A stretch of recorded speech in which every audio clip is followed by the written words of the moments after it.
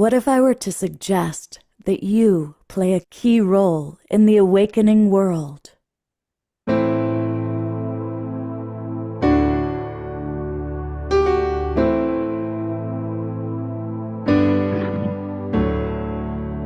that you are watching this because you have heard the call.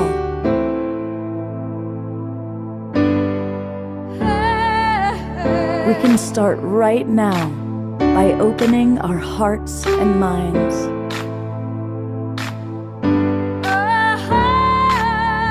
Welcome to the awakening world.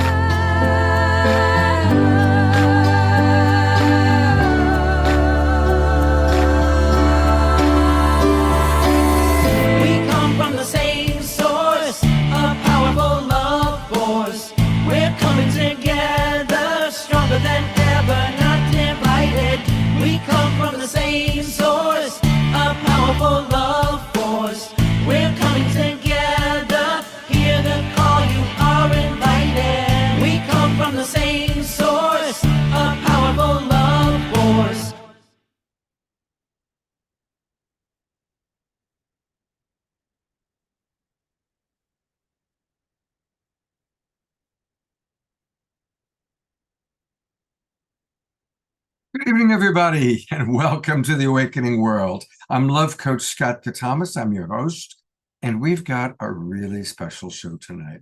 One of our great, wonderful, longtime members is the wonderful Reverend Jeffrey Colebrook. You have seen him moving and grooving and dancing. He's always one of the people right up there with Eleanor Joy leading our dancing. But there's more to his dance moves to this human being. He is a respected and beloved member of multiple communities, Global Peace Tribe, but also the International Space Federation. And so, Jeffrey, please make sure you unmute, because in a moment, I'm going to introduce you so that you could introduce a little bit more about tonight. But I also want to introduce our co-host. I'll have Jeffrey add a few words in a moment. It's Lee Kempter, and Lee is back. You saw her previously when she was with us with the wonderful book that she wrote. But Jeffrey, I'm going to let you do the honors and tell our audience a little bit more about Lee.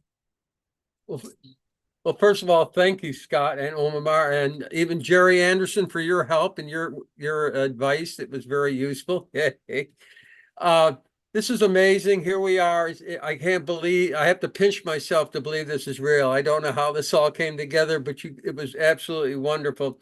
And, when we found out Nassim was going to come to America and be in LA doing on the 14th of September, I said to Scott, can we come on and spread the word? Because this is amazing. And he was so wonderful. And we got here. And since he's a Burning Man and couldn't be here himself, we got our team of members together so that we could help share a little bit more about what's happening with the International Space Federation, what it means to each of us individually. And of course, we're excited to have Lee Kempter back as our co-host. She is a giant of a heart and giant of a mind. And of course, she loves looking and studying the giants of our past. And so, I just love this woman. She's amazing. And we're so thankful that all the work she's done to bring this show together. So I'll turn it over to Lee as the co-host for tonight. Thank you, Lee. Great. And by the way, we are going to stay with the agenda and go to Music with Omashar in a moment. But Lee, go ahead and tell us briefly just a little bit about tonight's show and what is the International Space Federation? What is this organization? Yeah, and I think there's probably a lot of people in this community who have heard of Nassim Haramein because he's been around for decades doing educational work. He has tons of YouTubes, and he kind of speaks to our hearts because he talks about spirituality and science at the same time. But his background, the main thing about him is he is a physicist. He is a they talk about computer geeks and science geeks. He is definitely that. He loves mathematics and he loves geometry. So he brings in the science, but he's a curious wild man as well. And I think that part of him that's both is what attracted the people that you're going to hear from tonight. We all love that bridge between science and spirituality. The International Space Federation is his organization that creates prototypes for free energy, for craft that'll go out into the cosmos without jet propulsion. I mean, like he's doing all kind of incredible things like that. So we call it International Space Federation, but it's really the work of Nassim in the field of unified physics and unified field theory. So that's what you're really going to hear more about, but we're bringing it down to our own personal work in the world and how we live it in everyday life, because that's also one of the things that we all love about Nassim and everybody in his faculty. They don't just use this brainy stuff so they can write a bunch of formulas and throw out a bunch of geometry. These guys love to live in a multidimensional field. So that's what we're going to be talking about more about in general. We'll get more specifics in a minute, but I'm getting kind of antsy for some music. How about you, Scott? Absolutely. So we're going to go to our beloved Omashar, who is the man. Welcome, Omashar. Are we ready? We are.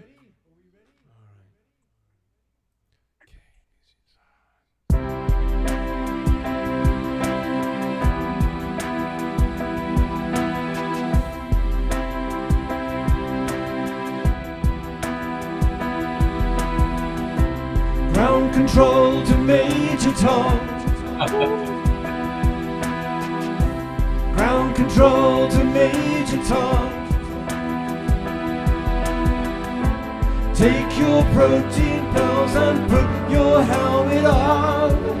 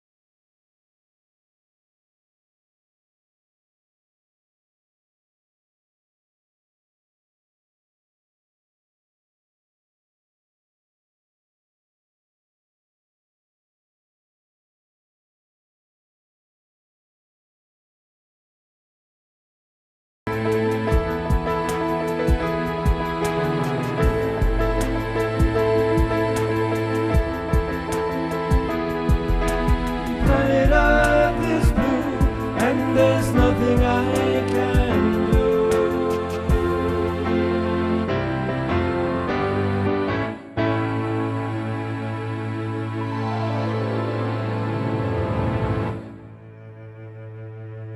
Wow. Wow. Wow. Big. Almost sorry, you have totally outdone yourself this time. Thank Mr. Bowie. You know, I'm gonna be honest. We've all heard that song 1,000 times. I like your version better. The only thing he had going was the rocket ships taking off. That's I know the rocket ships. Well, I only learned that 3 hours ago. This morning, this morning I was. What am I going to play tonight? And it said, "Play me," and so I learned it in about 3 hours. And next time you hear it, it'll be even more fancy. But anyway, You did. That was fantastic. Absolutely fantastic. I'm going to go to gallery view one more time. Let's just give him a big global peace tribe twinkle. Because that, did you guys get chills? I got chills the moment he started playing it. I realized what he was doing. It was amazing. Hey, this is a good time also while we're all on an Omoshar high to remember that we can support this wonderful man and support ourselves. Have a great music experience by going to omoshar.bandcamp.com, where these 5 albums live. And I tell you, you got to put the cover of that song on your next album, because that was maybe not. These are Global Peace Tribe specials, so there we are. well, I feel honored that we got a chance to hear it. That was great. Thank you so much. Yeah. All right. Well, I am going to go back to Lee and Jeffrey. And just so excited to have both of you here with us. And I think you've got some wonderful things to share with our audience. So take it away. Okay, thank you. Well, we're talking about basically bringing spirituality and science together. So actually, I can do that with one word. And that word is infinity. Of course, you know, we and the spiritual end love the concepts of infinities as we go deeper within. And it's part of, most everyone here has had the awakening experience to go deeper and have an experience that was infinite in nature. Now we want to figure out how science can align with the understanding of what infinity is. And that's where the new science, the unified science of Nassim Haramein brings us to the place. So here's a little short, I'll give you a short study. I'm going to keep the science at about the 6th grade level, like I'm talking to a 6th grade high science teacher. So one of the things, you know, that when I started, I decided I wanted to find out what was going on in this world of science and the quantum stuff and Brian Greene and string theory. And what I found is it was a disaster. Their science was not working. The theories were not fine. It was a catastrophe, basically. So I'm at Unity Church in the fellowship hall, and someone says, "Hey, you might want to check out Nassim Haramein." And so I did, and it was love at first video. I mean, I could not believe what the highs I was getting over the aha moments that he was bringing. It was simplicity of understanding of the natures that somehow it escaped science. Now, of course, you have to realize science, the old side hates infinities. They don't like them. They're formulas. They don't like to deal with them. They just don't want to see them and yet it's an integral part of the nature of reality. So when I started realizing, you know, how did Nassim's theory, now, of course, basically, what is science? Well, our first understanding science is simple. You know, you have an idea, you turn it into a theory, you write it up a little bit, and then you do experiments. And then if the experiments confirm it, voila, you've got new science, like Einstein, you know, our dear friend Einstein. He came up with a new idea. Space and time were relative. and space could be bent. So then they did an experiment. They had the eclipse, and they saw the sun light bent around the sun. Voila! Hail Einstein, he was right. His ideas were experimentally verified. So that's basically science. So what happened? Where did science go wrong? So when I was studying, how could their theories be so wrong? A catastrophe. Matter of fact, one of the things, they had big science and little science, and what in their theory, their math came out to be 144 zeros wrong. The number was that far wrong. You don't get extra credit for that. That's like the universe flunking you for your theory when you have a number that comes up in your theory that's 144 zeros in it. That's wrong. Anyhow, so they couldn't solve for the big and the small. And I was watching how beautifully the seams theory went over and over, just fixed all these wonderful issues that science was having problem with. One of the very simple things, like, that they were missing, like how to do math, that you can't use 2D math. He said everything is like spheres. The sun's a sphere, the earth's a sphere, the planets are spheres, there's apples, oranges, everything's a sphere. Why they were using little string things when everything's a sphere? So then he figured out, and also they forgot something else that my 6th grade science teacher noticed, that everything spins. So in the theories, the relativity, they left out spin. So very important if you're going to try to come up with a good theory, to have spin. So he took these ideas at spin and the fact that everything was spherical and in all sizes, and he looked at what Max Planck had figured out. Now, Max Planck had this, the spheres are small to big, and Max had the smallest ones, the teeniest ones that make up all of space. And he figured out how many of those could be inside a proton, since the whole universe is made up of protons. Voila, he came up with, how big the proton had to be. And he put it in his theory. So, voila. But it wasn't what the standard science said. But then, experimentally, it was verified. He was right. So his theory was right. Yet, and here we all thought, wow, this is incredible. Finally, we have a science that works.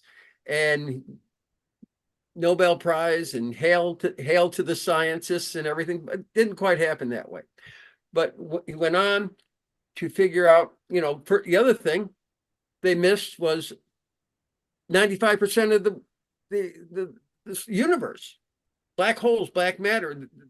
They didn't have a clue. And they did. Nassim, of course, was one of the first to predict black holes in the center of every galaxy. Well, again, prediction, and then they find them. And of course, they didn't have spin, so they thought black holes only sucked everything in. Well, they spin, and they help create the universe. They put out creation from the source. So what we're talking about is how, and what we finally come up with, of course, you have all this beautiful new theory that works, that's accurate, that's 100% cool. And he continued finding out the periodic table. Everything started coming together beautifully into the puzzle became absolutely, I mean, you get these aha moments, and it's so beautiful to see this come together. When you can think, and again, one of the interesting things about that proton, when they handed up those little spheres that were in there, it's exactly named spheres. It's a number of protons in the universe. Now that gets some fun meditation when you start thinking stuff like that. So when you get to meditate on the fact that the zillions of protons in us have enough information that adds a number of protons in the whole universe. Tell me that's not like exciting to be meditating on. So he continued using this beautiful theory that worked all the way to the holy grail of science, which is unification of all the forces of nature. Gravity, mass, electromagnetism, all coming from the one source. Just like the song says in the beginning here, we all come from that one source. And that's what's, so wow, where's science? But God, they get lost. And they just can't seem to accept the fact of infinities. So when Nassim saw both the fact that there was infinity in the small science theory and infinity in the big, the singularity, they connected. So that's the common denominator. Voila, takes care of the big problem, the catastrophe, solves for that. So one after other, we get to watch him solve for these problems with science and wondering when is the rest of the science is going to catch on and figure out that's what's happening.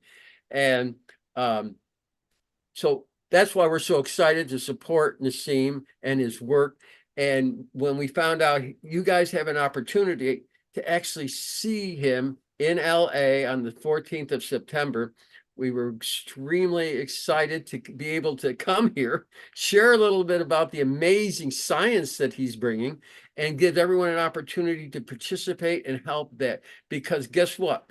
Once you figure out the source that comes out and creates the universe, which is always moving into a higher order of coherence, getting more intelligent, then the purpose of it, or the place it comes to, is we can tap in back to that source which creates us.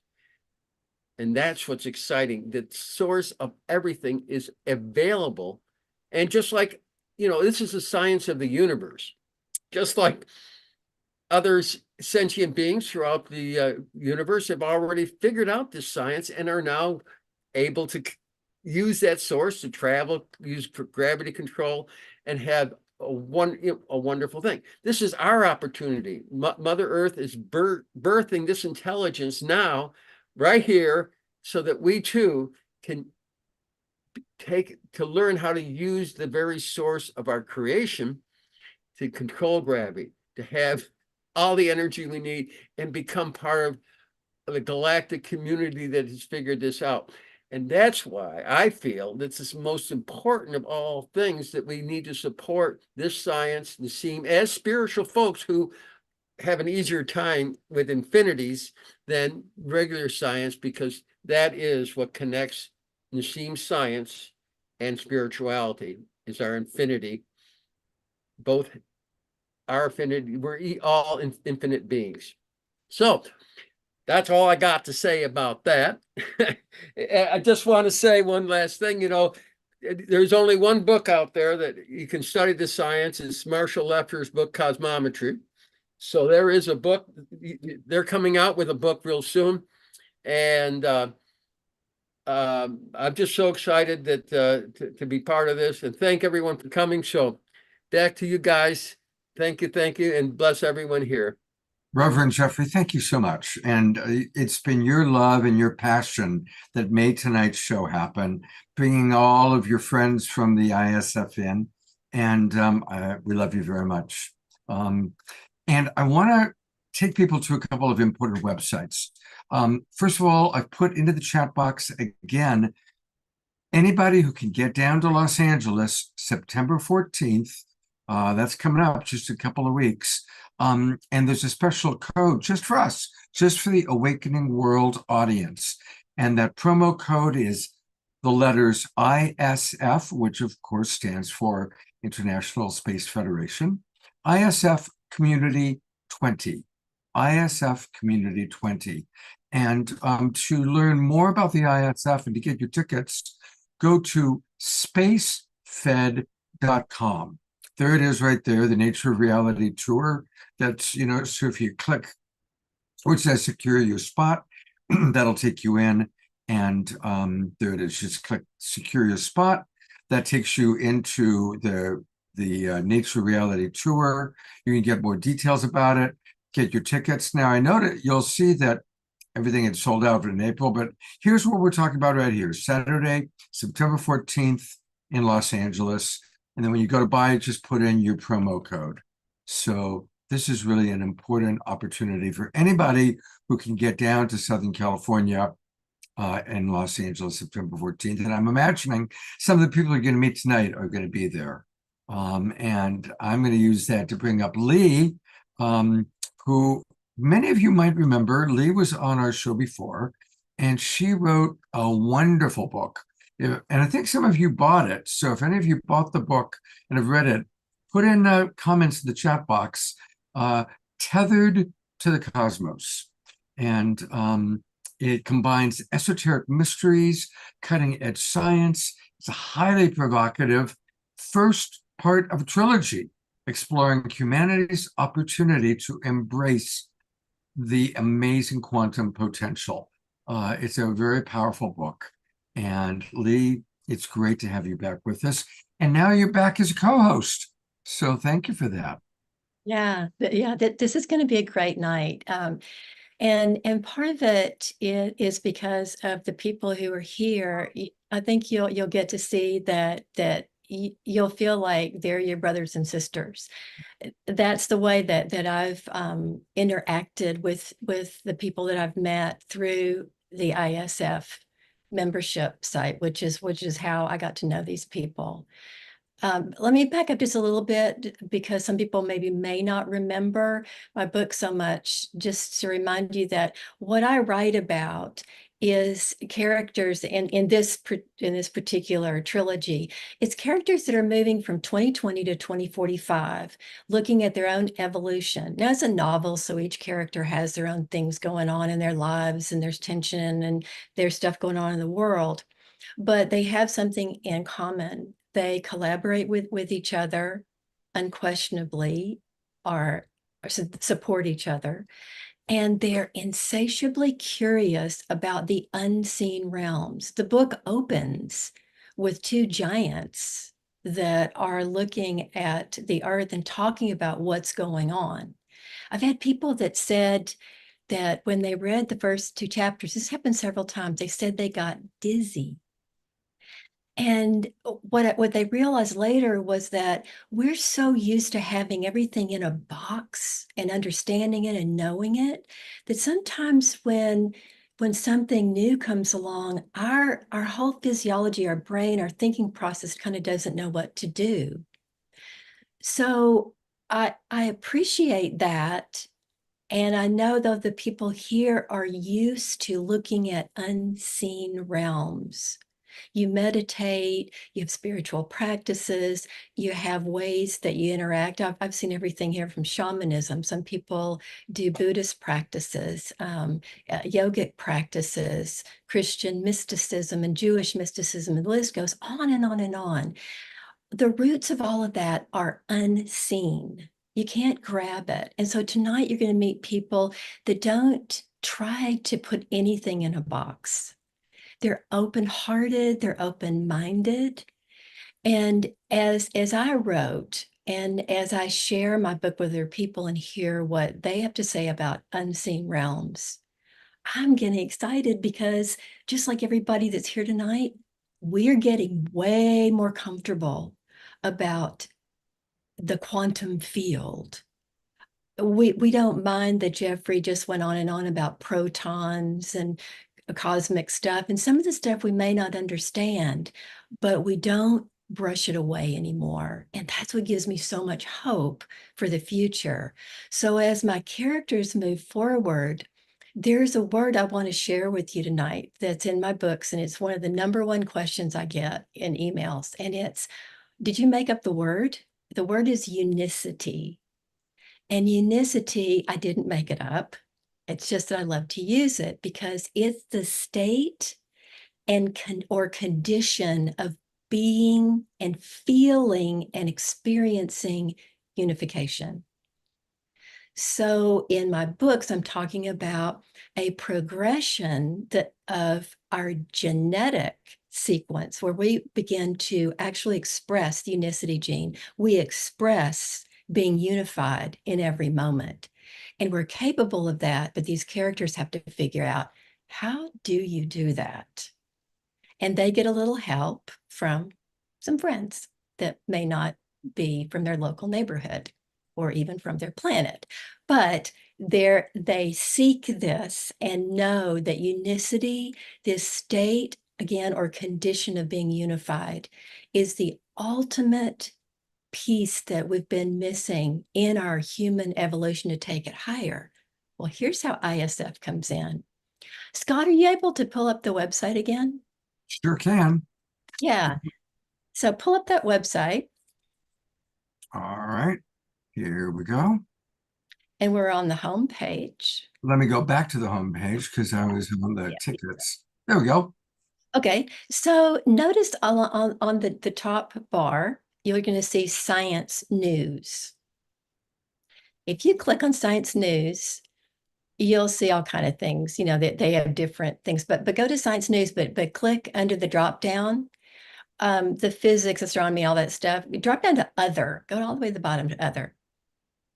Here's what's helped me in writing my books. And one of the things I want to talk about tonight that whether you join as a member or you have access to the site, look at what Nassim and his faculty are looking at. UAPs.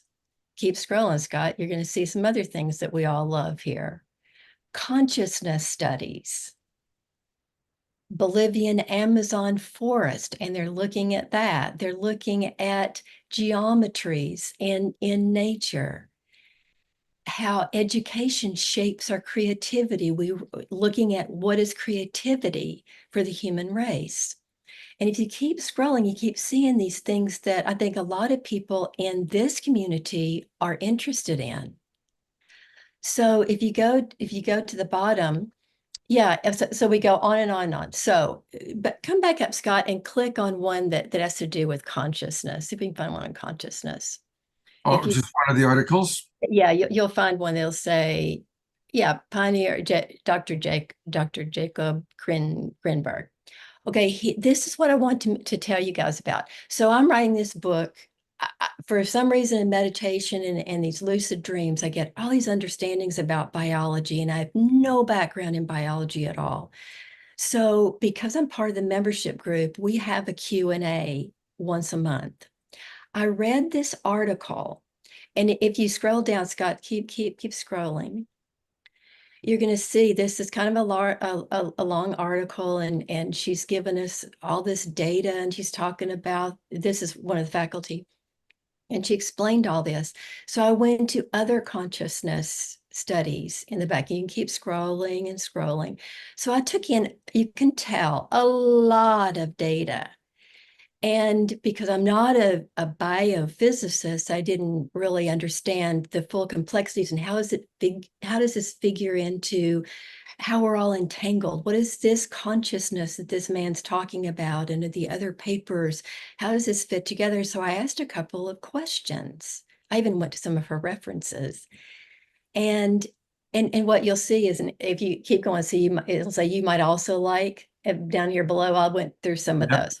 Okay, so the bottom line is when I finished, okay, we can come back from the website. So what I looked at, I said, okay, let me see if I can ask a question of the faculty. They spent 40 minutes explaining to all of us the nature of consciousness. They told us, they brought in studies, they explained it all. But the bottom line for me when it was over is I understood my consciousness. And what I really understood that was very important, and I want you to feel into this tonight, when they explained consciousness from their perspective at a subatomic anatomic level, they were teaching me things and saying things that I was not able to process with my left brain, because they were talking about everything in me being entangled to everything else. They were talking about things that go into multi-dimensional fields, which we do in meditation or when we just sit quietly. So when they were talking to me, at the end, one of them said, they said, do you realize every microtubule within the cellular level of my being was taking in information from the entire field, not from the speakers alone. All the information about consciousness, this is just giving me chills. It was all pouring into me. And so when it was over, I literally had to lie down for about 15 minutes and absorb it. That's the powerful, it's the powerful information I think that Nassim brings to his membership, that he wants people who are really interested in this to get to go deeper into it. And so for me, it's more than a bunch of science geeky information about the, mathematical formulas and all of that. They really help us understand our biology. So they have a biophysicist. And he's the one, when I asked him, so I'll share you guys this little secret. I asked him, I said, am I on or off with this unicity thing? And he said, no, spot on. I said, so we can evolve very quickly as a species. So my characters are saying this, but is it true? This has been about a year ago. He spent about 30 minutes explaining neurologically how we have special neuronal cells in our brain that have a crystalline structure, which is different than the other cells in our body, and what that does and how it communicates with the field and how that affects the hormonal system and how that affects, then moves into the genes, the RNA. And pretty soon, as Jeffrey said, voila, we have this experience and begin to embody unification within our DNA. It holds that memory, and it's wanting to pull it in and open it up from the cosmos in every millisecond. And all we have to do is open ourselves up more to the experience and allow the experience to come in. So tonight, what I'm excited to do is I get to introduce you to really special people that I met through the membership site, because in the membership, we get to do several things. These Q&As with the faculty I mentioned. We also have a Facebook group, but we also have breakout groups. So once a month, we come into Zoom and we meet in small groups, and we can talk about anything. So we could talk about, I could tell them that I just went to see these megaliths, and we talk about megaliths and how, when solstices and equinoxes. We could talk about physics, because some of the people are engineers, and I'm fascinated to know the work they do, the studies that they're performing. There's all kind of different people here. So we have that aspect. The people that are here tonight are people that we've just come together, and we have a special friendship that we've developed. I don't even think any of us know what kind of religion we practice or politics or anything else. Our common bond is a love for consciousness as it expands into infinity, and the feeling and experience of unification. So it's interesting when Jeffrey was talking about all the geometries. Tonight, you're going to get really practical stuff. You're going to really be able to have things you can use to get into this multi-dimensional side of yourself that's always there, but you can now just let it flow a little bit more, let a little bit more in. So little things like that I use, like I started doing this thing with a friend. Every time we heard something that we didn't like, or we saw something ourselves we didn't like, we'll create a little vortex. We make 4 circles and then one back, because we know that through Nassim that the vortexes don't just move one way. They actually are bi-directional.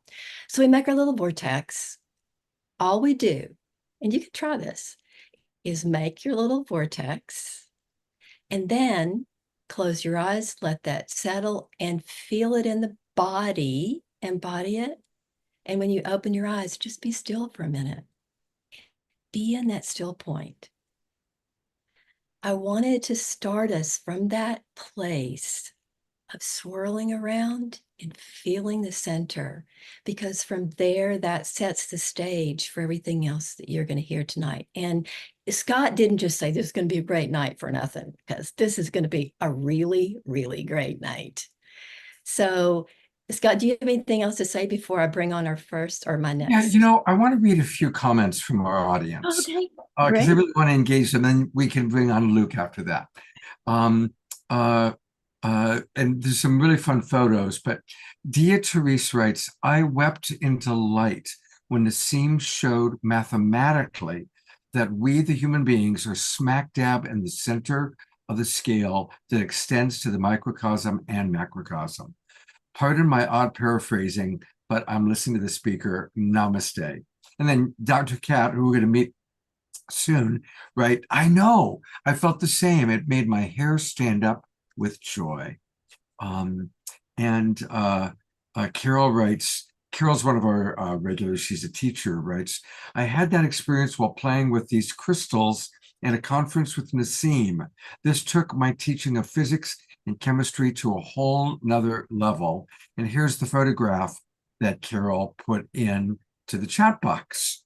And then one of our other people, Susan, wrote that her sister is in that photograph. So it's kind of a small world. And I just wanted to include just a few of the comments coming in because our audience, I think, is really relating beautifully to the show so far. And now I'll let you introduce Luke. Okay. So in the membership site within these meetings that we have in these breakout groups, I got to meet Luke, and it's Ashambo. He's French. I hope I did that okay, Luke. So when I met Luke, he is you can see that there's something he's wearing that means the world to him. And so in many of our conversations, we've talked about this technology that Nassim created. In fact, just one of the first things he ever put out that regular people like us could look at. I mean, a lot of this stuff that he's doing are prototypes to take us out into the cosmos, but this takes us out into the cosmos. It's just that it's taken us out in the cosmos through our awareness. So Luke said that he told us that he had been interested in spirituality for a long time, but it was like when Nassim came in with the science and helped him understand, okay, there is this new science. It's a cutting edge way of really looking at the world from this unified field theory that brought the wisdom traditions together with that and solidified all the things he knew all along. And I think a lot of us have had that experience, like, I knew that. I always felt that. And now somebody's confirmed it. So I'm going to now let Luke take it over and talk to you about this beautiful pendant that he has on it. It's called an arc, spelled with a K, an arc crystal. So Luke, take it away. Here we go. Thank you for the introduction, Lee. Very well done. And yes, this little thing here is called an arc crystal. And arc has nothing to do with Noah's Ark. It's stands for Advanced Resonance Kinetics. And first I'd like to say, well, when I got it, and when it was launched in 2017, was really looking forward to get it. And one thing I noticed with time, well, it's a health promoter. For 3 years, I never even had a cold. I've always been blessed with a good health, but for 3 years, I didn't even have a cold. And I also did some experiments with plants to see the effect on plants. And I'll share also some studies that were done by ISF or by Earthstock. Earthstock is the organization within ISF that works on the development of the arc crystal. The arc crystal is the fruit of 30 years of research by Nassim, and it's quite a feat. It's the first technology that what it does actually, it resonates. I'll share the screen for a few things. Here we go. Okay.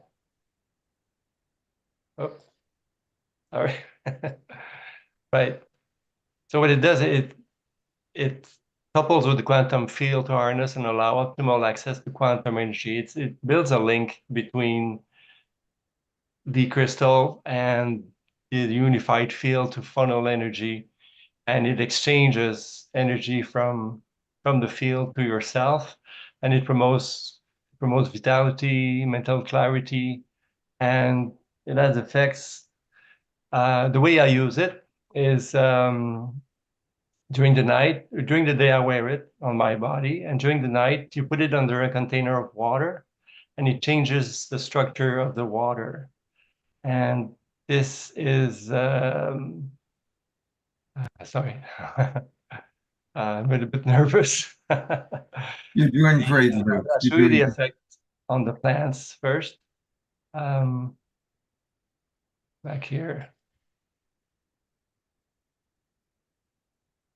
Well, first, what it does to the water, the effect on the water is it augments it. Two big words here. It reduces the impedance, which is the resistance in the water, and therefore it augments the conductivity of the water. That means that the water is we're made of water, okay? We're made of 70% of water, but actually as far as cells, the number of molecules we have, the molecules are 99.8% of the molecules in your body are water molecules.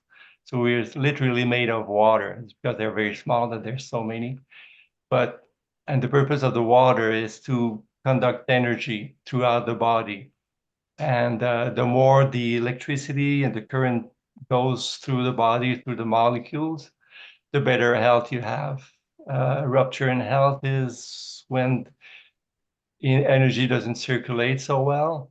So we see that the effect on the water of the arc, if you look at on the left, this is for the resistant, how the water would resist and not resist the passage of the water.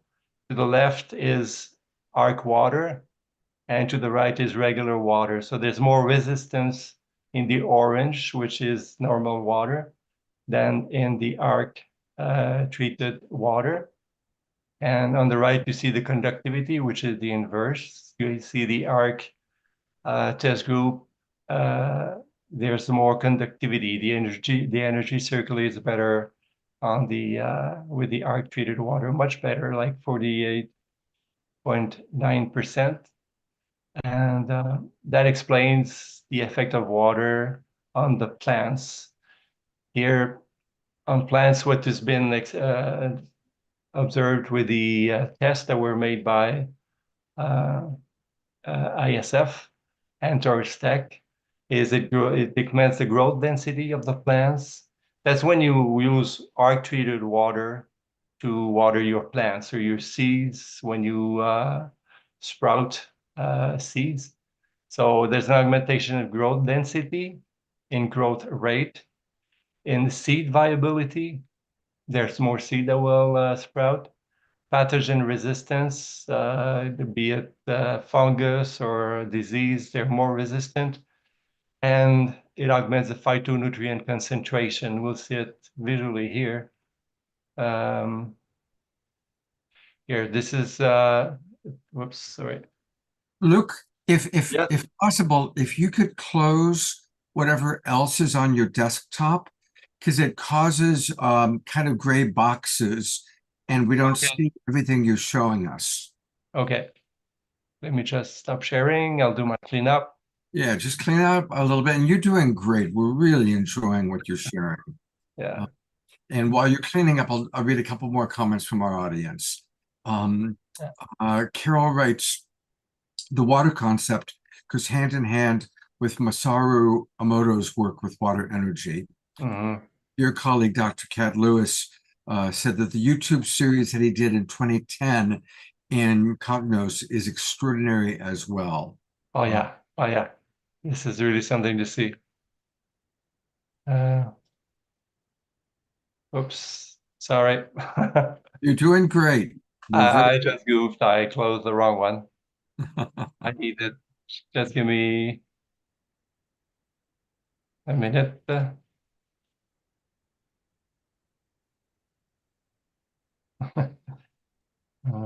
Yeah, it's interesting to know that when Nassim was working with this, And you see the apparatus that he used to create the art crystal.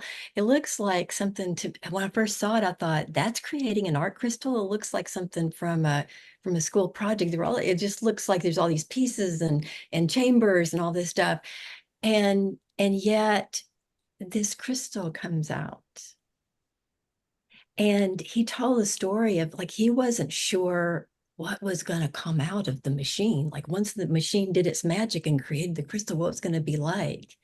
And he was saying it literally almost made him unconscious. It was so powerful when it came out. So it doesn't surprise me if it hit somebody like him that hard and he knew exactly what it was. And somebody else who came into into the doorway of the lab felt the same thing. It was a visceral experience of what this technology was now emanating from what looks like this beautiful little crystalline structure. So anyway, back to you. I'll follow up on that for a quick moment. Mark Janisovsky, and Mark, if you want to share the story, give me a thumbs up. I'll put you on camera. Otherwise, okay, great. Here we go. Mark has a great story to read. Hang on one second, Luke. We're going to hear it briefly before we go. And we're still seeing gray boxes, by the way. I have to go to the... So if you could close your screen share for a moment. Okay. If you could stop your screen share, Luke. Yes, I'm doing it. Can you hear me? Yeah. I'm going to turn over to Mark for a moment while you continue to clean up your desktop and get it ready. Hey, Mark, tell us your story. Well, I'll be brief.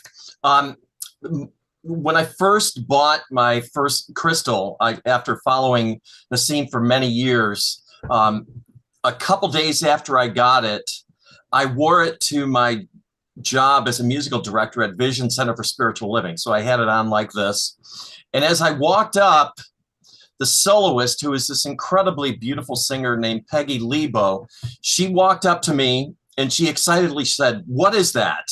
She pointed to it and I said, "Why do you ask?" And she said, "It's humming." And then she said, and then right away I thought, okay, there's my confirmation. I spent the money. I'm a musician. It was a bit of an investment. And I thought, I knew that it was the real deal. Then she said, I asked her what it sounded like. And she said, it sounded like a strong bass fundamental tone with other harmonic frequencies creating essentially a beautiful sustained chord. Then she said, it sounds like Om. In deep meditations, she's affiliated and she's an Encinitas here, meditating, Kriya, she has heard Om, and she said it sounds like Om. So I charge my water with it. I wound up buying other ones, and now when I have people that I love, I just realize they have to have the water. So I've developed a habit of giving people these crystals. So I know you want to all be my friend right now, but we always want to be your friend anyway, Mark. Yes. So that's the story. It's this thing rings. I've talked. The minister at my church said she can feel it in her mouth when I walk up. Especially another person at the church bought one, and when the minister, Reverend Patty Paris, comes up, she says, "I can feel it." She actually feels it. So it's the real deal. And plants work incredibly well. And, just having it hanging over your heart, I just feel like your blood supply is getting continuous exposure to this resonant frequency that is in harmony with the background energy of the universe, the generative energy of creation.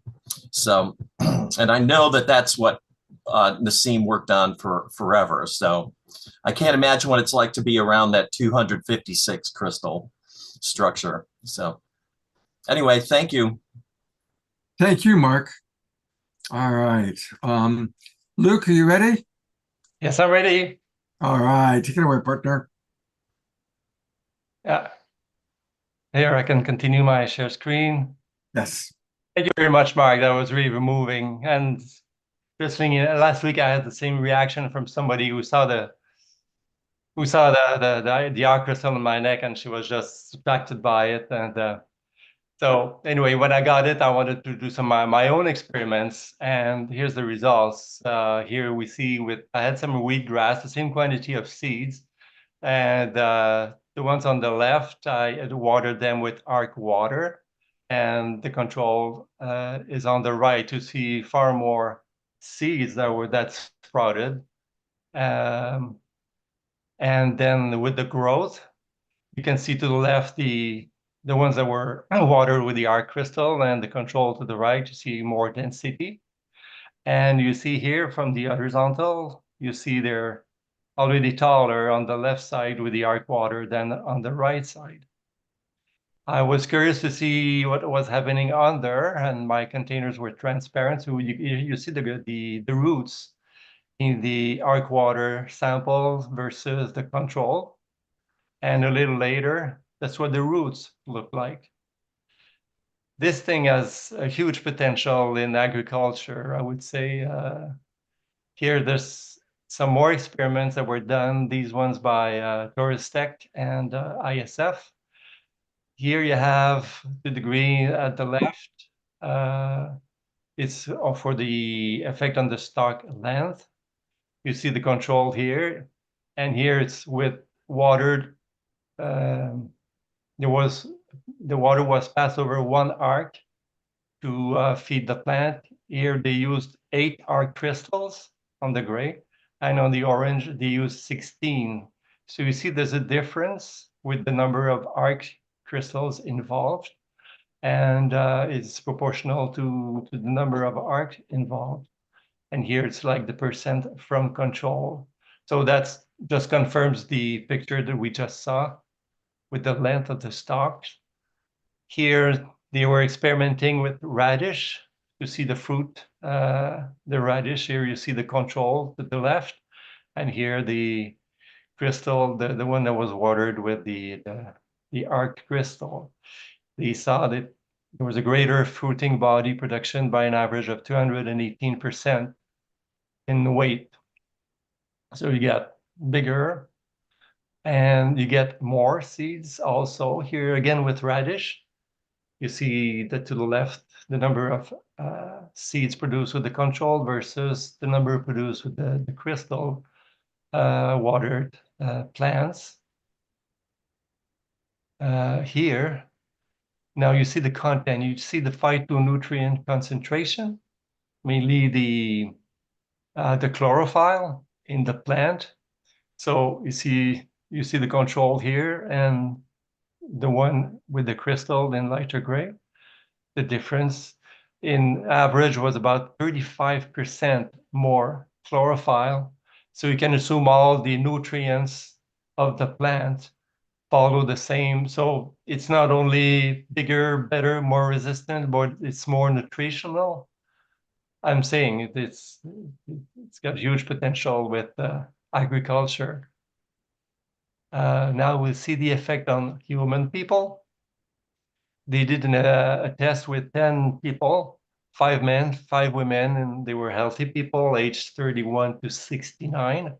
So they heard a placebo, they wore a placebo crystal for 3 weeks. Then they took a control, and then for another 3 weeks, they were wearing a real pendant with a real arc crystal in it. So for the first 3 weeks, it served as a control, and the second 3 weeks was the actual result with the arc crystal. So they used different parameters of health performance. Here we talk about processing speed. That was increased by 9.8% with the wearing the arc crystal. The psychomotor speed, like reflex and all that, was 15.2% better. The capacity of the brain and body to handle the stress was increased by 19.6%. The overall autonomic nervous system balance and function increased by 15.8%. Then the effectiveness of the brain to communicate with the body through the neurohormones, because the brain communicates to the body via hormones that send signals to the cells. That was improved by 18.5%. And finally, the self-reported energy level, like how people say that they feel energetically, and the overall vitality of the cells was increased by 46.6%. So that tells a lot. If you can bear with me, I'd like to try a description of how the crystal work to communicate, to pass on the energy from the field to the quartz itself. See, the art crystal is a very, very pure lab-grown crystal of quartz. Why is it lab-grown? It's because it has to be perfectly pure in order to do what it does. And naturally, quartz crystal would have small, minute imperfections, and that's the reason. And it's perfectly cut and polished in the shape of a tetrahedron, a four-sided pyramid, at Planck to proton scale. The scale is important in order to induce coupling with the quantum vacuum. Quantum vacuum is the energy structure of the universe. Then other things have tetrahedral shapes. Whoops, losing my... Oh, that's because I brought it back to you, because we're still, I'd rather have people listening, seeing you as you're speaking. Okay. All right. So I will not share. Oops. All right.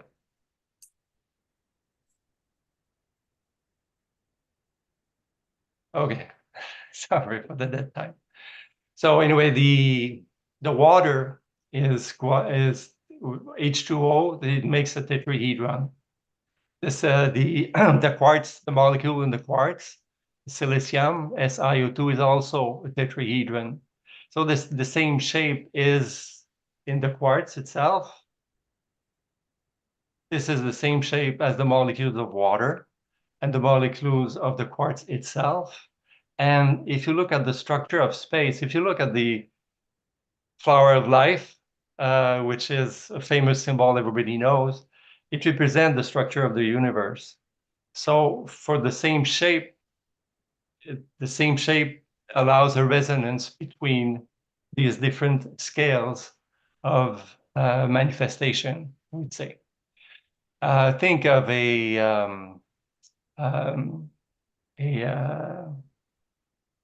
instrument of music, got the blank, a sitar. When the sitar player plays a string, you hear other strings getting activated at the same time. The same thing with tuning forks. Okay, so the same shape will resonate differently once you hit it. Therefore, the art crystal has a potential to communicate, but something has to make it resonate. And for this, it's a machine that was invented by Nassim Haramein. It's the harmonic flux resonator. And it creates a field, a toroidal field, that spins at extremely high velocity, to the point that in the center, there's a ball of plasma, and a little sun, it's a little star is created in the center when it spins. And the art crystals are placed on shelves around this machine, and it's that very high vibration that will resonate, make them resonate. It's like if you start a spinning top. So you start the energy in the art crystal by this machine after a 2-hour exposition, and then it spins forever. So and when it spins, it emits, it receives energy from the vacuum, and it emits this energy from the four corners of the crystal. So if you wear it, if you put it near water, it has a zone of influence of about 3 inches all around it, and it affects all the waters. The good thing is that it runs forever. Think of a magnet. A magnet is also something that connects, draws energy, is a over unity device, because it drives it receives this energy. It's a magnet forever. Okay, so this is the same thing but forever, which means you wear it all your life, you give it to your children, to your other generation, it will continue to work. So it's a great investment, I would say. So that's it. And it's on artcrystal.com if you want to see what it looks like, and the pendants and the different, there are some bottles also that you can use as container to charge the water. I'm very gonna much. go ahead and go to your website for a moment here. Here it is. Here is the website. Everybody, it's ARK crystals.com. ARKcrystals.com. And yes, I'm going to allow you cookies. And it's a beautiful website. I've been kind of looking at it while you were chatting, and there's all sorts of wonderful things that you can get here. Thank you for helping to explain this extraordinary technology. And thank you, Mark, for kind of sharing your experience of it. And I'll turn it back over to Luke and Linus. Is there anything on this website you'd like me to point people in the direction of? The whole thing, there's some studies you can access to, some of the tests that I was talking about, if you're more curious. And there are some, yeah, that's the machine, that's the resonator. I was going to show an animation that they made of the harmonic flux resonator. It lasts a minute and a half. If you'd like to see it, it's very beautiful. You see it in action while it's... Sure. Go ahead. Go ahead. Yeah. Go ahead. Yeah. Yeah.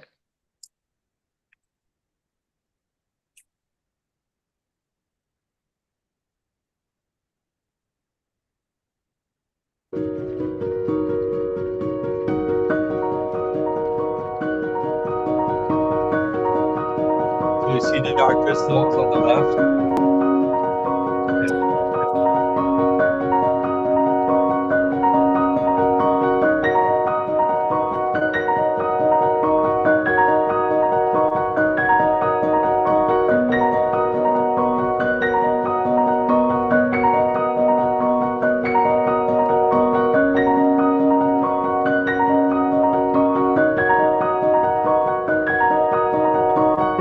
As a little star appears at the center of the resonator.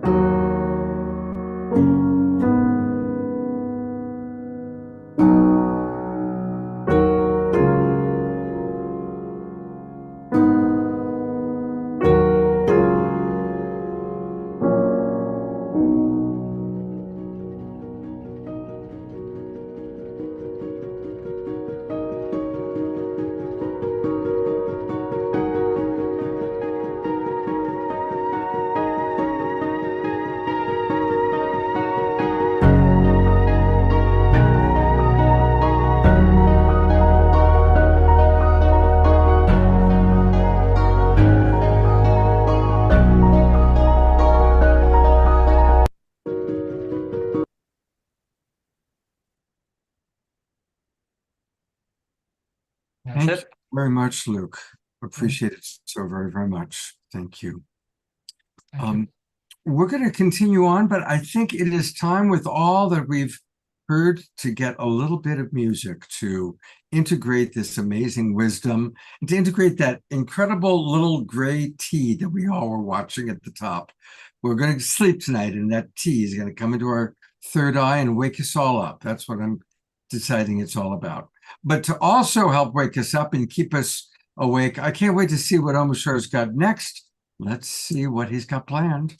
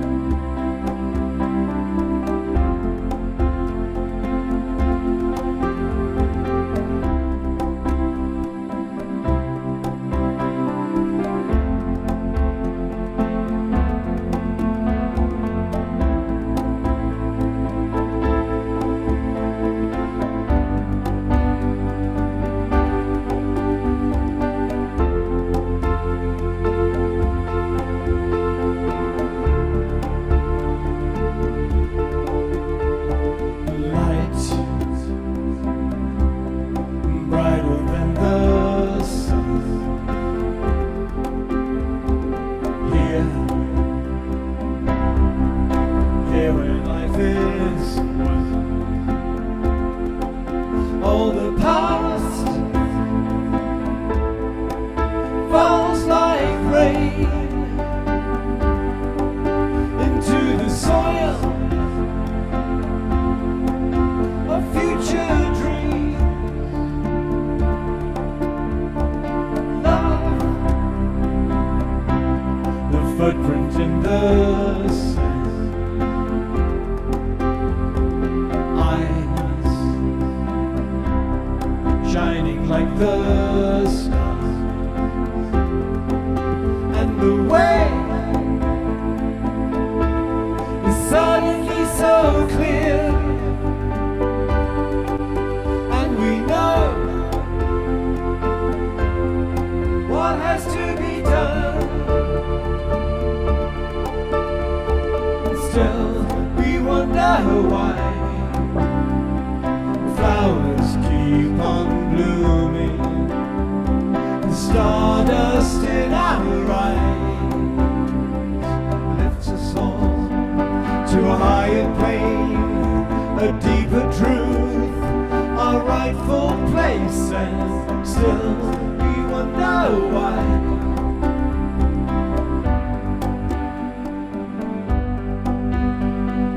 Life, a promise to fulfill. Now, a vision is revealed, and the blessing of who we really are can be felt throughout our world, and still we wonder why flowers keep on blooming, the stardust in our eyes lifts us all to a higher plane, a deeper truth, our rightful place, and still we wonder why.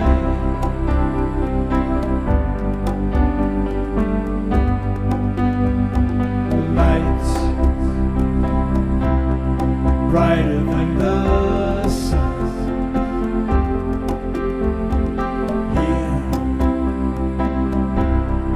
here where life is one. All the past falls like rain into the soil of future dreams, and still we wonder why flowers keep on blooming, the stardust in our eyes lifts us all to a higher plane, a deeper truth, our rightful place, and still we wonder why.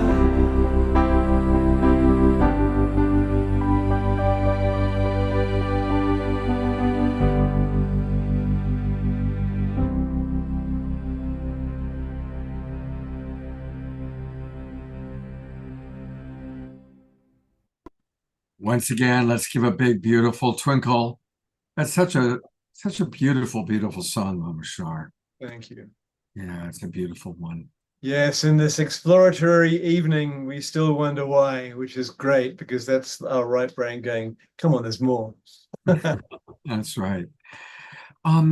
Before we proceed, I was just read in the chat box, one of our most beloved community members is Dorina Joy. She always asks great questions and comes to us all the way from Ecuador. And she just informed us that her father, who she's very close to, who's in Bulgaria, is on the brink of dying. He's in the process of transitioning after a critical combination of advanced Parkinson's, pneumonia, and a stroke that he just had a few hours ago. Dorina Joy, if you can put his name into the chat box, because what I'm going to do is ask us to do a group prayer. So if you can hear me, just put his name into the chat box. Already, of course, so many of our people have been responding to her. Thank you, Carol, Susan, for responding so quickly. His name is Stoyan. Stoyan. So I'm going to go to gallery view, and let's just all send maximum grace to Dorina Joy and her father and her family. Maximum grace for Stoyan on his transition, on a life well lived. And we know that at least one great gift he gave to this world was his daughter, Dorina Joy. Maximum grace for her and for her heart at this time.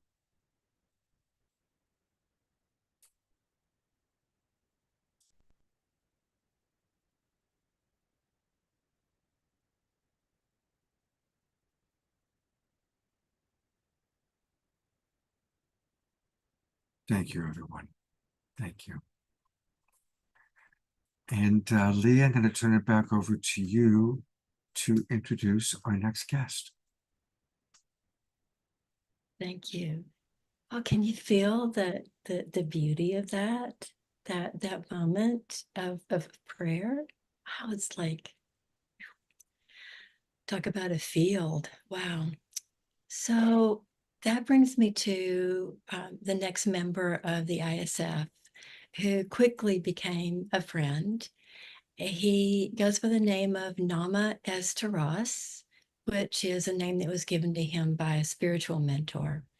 And Nama is a unique human being. He's a young guy raising kids and busy with his own business, where he is working with people to help them evolve and move out of this. These are my words. He didn't tell me this. This is how I observe what he does.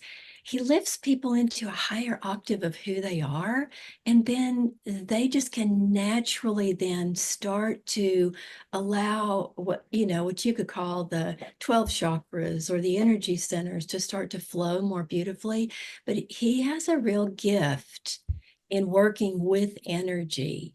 And so he can probably explain to you better than I can as the maestro of this energy, that as he works with it. But what I've observed is it's his beautiful heart that sets all that on fire. I would imagine he's a pretty darn good dad.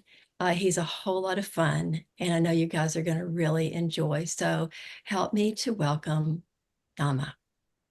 Thank you, guys. Thank you for the introduction, Lee.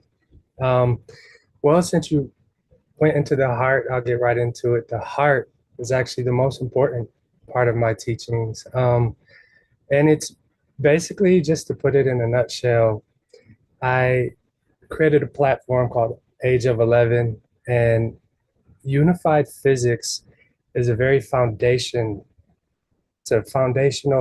set of information that allows Age of 11 to be even more possible to reach people, meaning me be able to speak to people that may not be on a level of spirituality or even comprehension or understanding personally about spirituality, connection to God, or even science. The heart, I'm going to show you a video soon. The heart is the most important thing in that. Also, I guess the motto would be being a guide for the awakened human being or the awakening human being. Because when we all start to expand our awareness and go inside or deep inside, or be more aware of things that are going on outside of us, our relationships, the dynamics we have in our life, we feel more isolated because we start to go away from the norm, and we don't have too many places to turn for information to relate to people, because not everybody's on that wavelength, at least around us. But realistically, there's millions and billions of people on that wavelength waking up right now. And that's what we're doing here, bringing people together like that. So I'm going to get into my story, but first I want to show you guys a video. So it'll give you a good foundation of what unified physics is and how it can connect. Oh, he's already got it. Okay. I got it up for you. All right. Unified physics reveals the universe as an interconnected web of energy and information, where everything is intricately linked through the quantum fabric of reality. As we unravel the mechanics of the universe, we begin to touch the unseen, the mystical, the spiritual, bridging the gap to science. With this knowledge, we can unlock revolutionary technologies, such as limitless energy generation, gravitational control, and advanced healing methods that harness the very forces of nature. The universe is not made of separate independent parts, but is instead a continuous, interconnected field of energy and information. To help visualize this concept, imagine being immersed in a vast ocean of water. In reality, this ocean is composed of tiny fluctuating units called Planck spherical units, PSUs. These PSUs form a dynamic, Planck plasma-like superfluid structure that behaves similar to a multidimensional foam. The patterns that emerge within this superfluid are shaped by constructive and destructive resonance, where the oscillations of PSUs either strengthen each other or cancel out. These oscillations are what we call quantum fluctuations, which generate the zero-point energy field, or ZPE, that permeates the entire universe. Consider this. In just 1 cubic centimeter of space, the size of a sugar cube, the zero-point energy density is about 9.89 times 10 to the 96th power kilograms per cubic meter. This tiny space has more energy than the output of our sun over trillions of years. The quantum vacuum contains an unimaginable amount of energy. The objects and forces we perceive are coherent structures within this ocean of energy, emerging from the dynamic coherence and resonance within the PSU superfluid. A proton can be thought of as a stable, crystalline structure within this ocean. When PSUs resonate constructively, they form the stable, coherent structure of the proton. When the proton forms as a coherent resonant geometric pattern of PSUs, a change in density creates a pressure gradient. The proton is stabilized by the immense pressure from the surrounding zero-point energy field. Just as pressure in the deep ocean compresses objects, the Planck plasma superfluid exerts a 360-degree pressure on the proton, keeping its form stable and coherent. The number of PSUs inside a proton's volume, around 10 to the 60th power, contains the equivalent mass energy of the observable universe. This reveals the holographic nature of the universe, where the information of the whole is encoded in every part. The collective coherence and concentrated energy density of the PSUs create a curvature in space-time, which results in the Planck plasma superfluid spiraling inward toward a center point, which we see as the proton. Imagine a proton as a coherent vortex within this ocean, similar to a whirlpool in water, where the spinning PSUs spiral inward from all directions. This is what we see as mass, all of the physical reality we live in. The inward flow of the superfluid toward the center, driven by space-time curvature, is what we experience as gravity. Each PSU in this ocean is not isolated but connected to every other PSU through a network of micro wormholes, also known as Einstein-Rosen bridges. These wormholes are like tiny tunnels that link the PSUs across vast distances, creating a web with a feedback and feed-forward loop of instantaneous connections throughout the universe. A proton has approximately 4.33 times 10 to the 40th power micro wormhole connections on its surface. That's 10 with 40 zeros behind it, linking it to every other proton throughout the universe. This vast network of micro wormholes forms what is known as the Unified Space Memory Network. The Unified Space Memory Network is a cosmic web of memory, an information flux where every interaction, every oscillation of every proton is imprinted and shared. Consciousness is not an isolated phenomenon confined to the brain or biological systems, but is an intrinsic property of the space memory network itself. Our brains and our hearts, through their intricate networks of neurons, function as powerful nodes within the space memory network, actively processing, receiving, and transmitting vast streams of interconnected information through their non-local entanglement and quantum coherence across space-time, expressing the conscious awareness of the network itself. Unified physics isn't just a key to new technologies, it's a revelation of our true nature. It reminds us that we are not separate observers of the universe, but integral expressions of its endless flow. As we embrace this understanding, we awaken to a reality where science and spirituality are not distant realms, but one seamless journey, an unfolding truth that reconnects us to the heartbeat of the cosmos and to the infinite potential that lies within.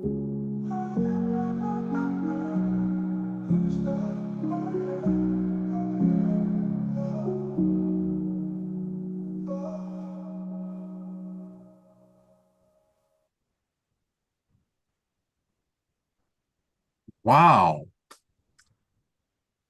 That was extraordinary. I'm going to Wow!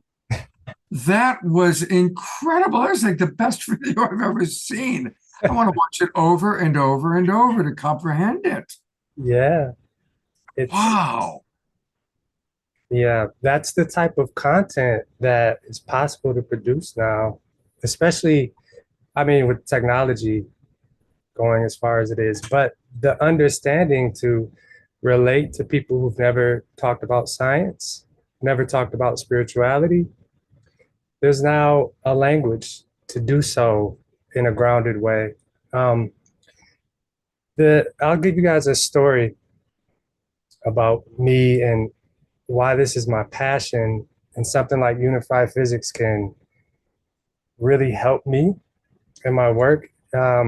Since I was 5, well, before I was 5, most likely, but from when I remember when I was 5, I have dream premonitions. I know it sounds weird, maybe to some, maybe to not, but meaning I would have a dream, and a day later, a week later, whatever it may be, the first story was with my grandmother.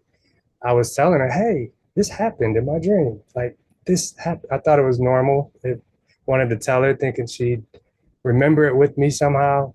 But quickly, she listened to me. But as I went on and told it to other people as this happened, I quickly found out it doesn't happen consciously to a lot of people. And so that set me off, and it still happens to this day. So imagine growing up thinking about the past, the future, like that just happened, and how am I dreaming this? And seeing things like, wow, she's gonna do this in this moment, this happens, she's gonna do this, he's gonna say that, and I should say this. It got to the point where I started to play with it, meaning like, I know something, I'm supposed to say something here, but I'm actually not gonna do it, and see what happens. And everything would break down. The whole construct of what happened in the dream would just change, and it'd be different. If you could imagine me as a kid thinking, wondering this, and then growing older, and then through my years, these things getting suppressed through teenage years, whatever, life. I didn't have the language for it, but that's thinking in a fifth dimensional perspective. As we just saw in the video, there's now science to prove that there's a connected, instantaneous network of every single piece of matter, material and non-material, in the universe. Meaning it transcends time. Time is an emergent property. And something that I've been, before unified physics, figuring out and coming to the conclusions of, feeling it. But it's really difficult to tell that to people in language, in the human language, to explain those things. and it seems so far out. And so many people have these type of experiences, maybe even more, just all types of different type of psychic experiences or intuitive feelings, all types of experiences. I was explaining it to people the best I can and doing pretty good, without the language of unified physics. Now that unified physics is here, I'm able to look back on a lot of things that I pondered and give them specific words and mechanics, and then extrapolate that still to these spiritual concepts that I learned deeply and felt deeply and could explain to people without unified physics. But it's still, they have to, they go on with their life and have to figure out a lot of the mechanics themselves. We're at a point where the time it takes people to comprehend what their reality is and what's really going on and go through an advanced or accelerated spiritual awakening, which is just an expansion of awareness, of data processing. You become more conscious because everything's already conscious anyway. You're just incorporating more of it. We can cut that time in half or help people understand things that people would have had to go a lifetime trying to understand. And it gives them so much more time to focus on how to create with that wisdom instead of figuring out what that is and how to not step on anybody else's toes because it's so different. But we're starting to come into a unified view. That's why this science, unified physics, is coming out, because I use the name Age of 11 because we're going through an awakening. 11 is symbolizes energetically. If you could go down to the coding of the universe, there's vibrational signatures and meaning of new processes, or I would like to say a tier, where you're starting on another level, incorporating more information. But we're at a point like that right now in our world, which is why unified physics is coming out to life, because us as a world, as a collective, are going to start to understand reality as it is collectively. And that something like unified physics has to come out, because it's a more mechanical way of how these spiritual concepts work. And I love this. I love teaching this. I love having the ability to teach this. And with the members at the ISF, you get access to kind of like how Einstein was in his time. All these physicists, even Newton, these are philosophers, even back to the Greek age. When they're going through what they're going through, they're outcasts. They're not really listened to that much. And it's so different than what everybody's been thinking and how the mainstream is. No one notices the genius and the insight they come across. That's where we are now. We get to meet with some of I've figured these things out. A lot of people figure these things out within and try to put pieces together, but we're actually meeting and talking with some of the most intelligently advanced minds in human history.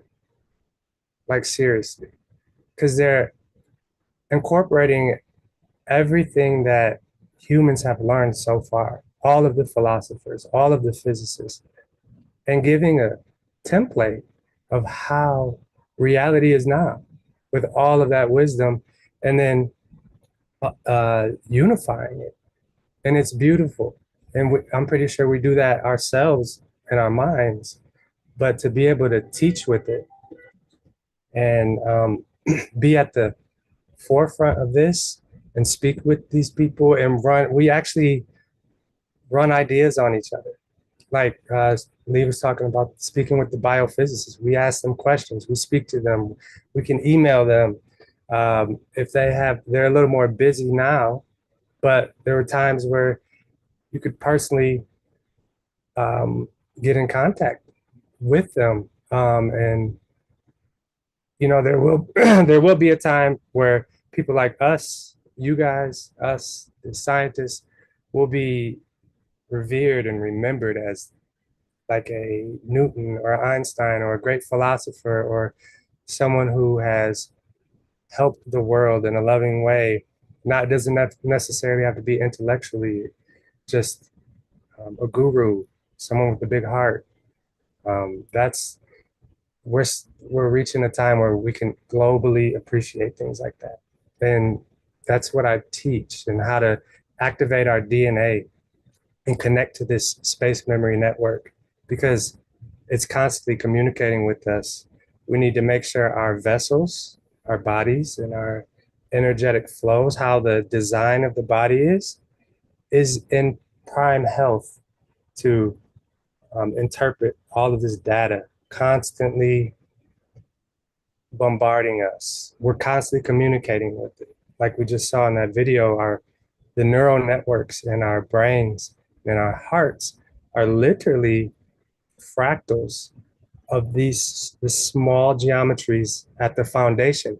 If you scaled them up, they would look like the shapes of our neurons, very highly crystalline and crystallized structures that resonate with the information in that network without distortion.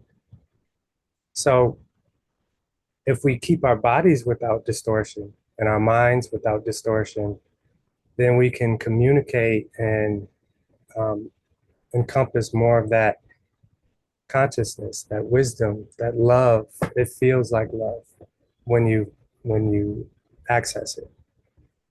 So I don't know how much time I have, but that is the gist of it.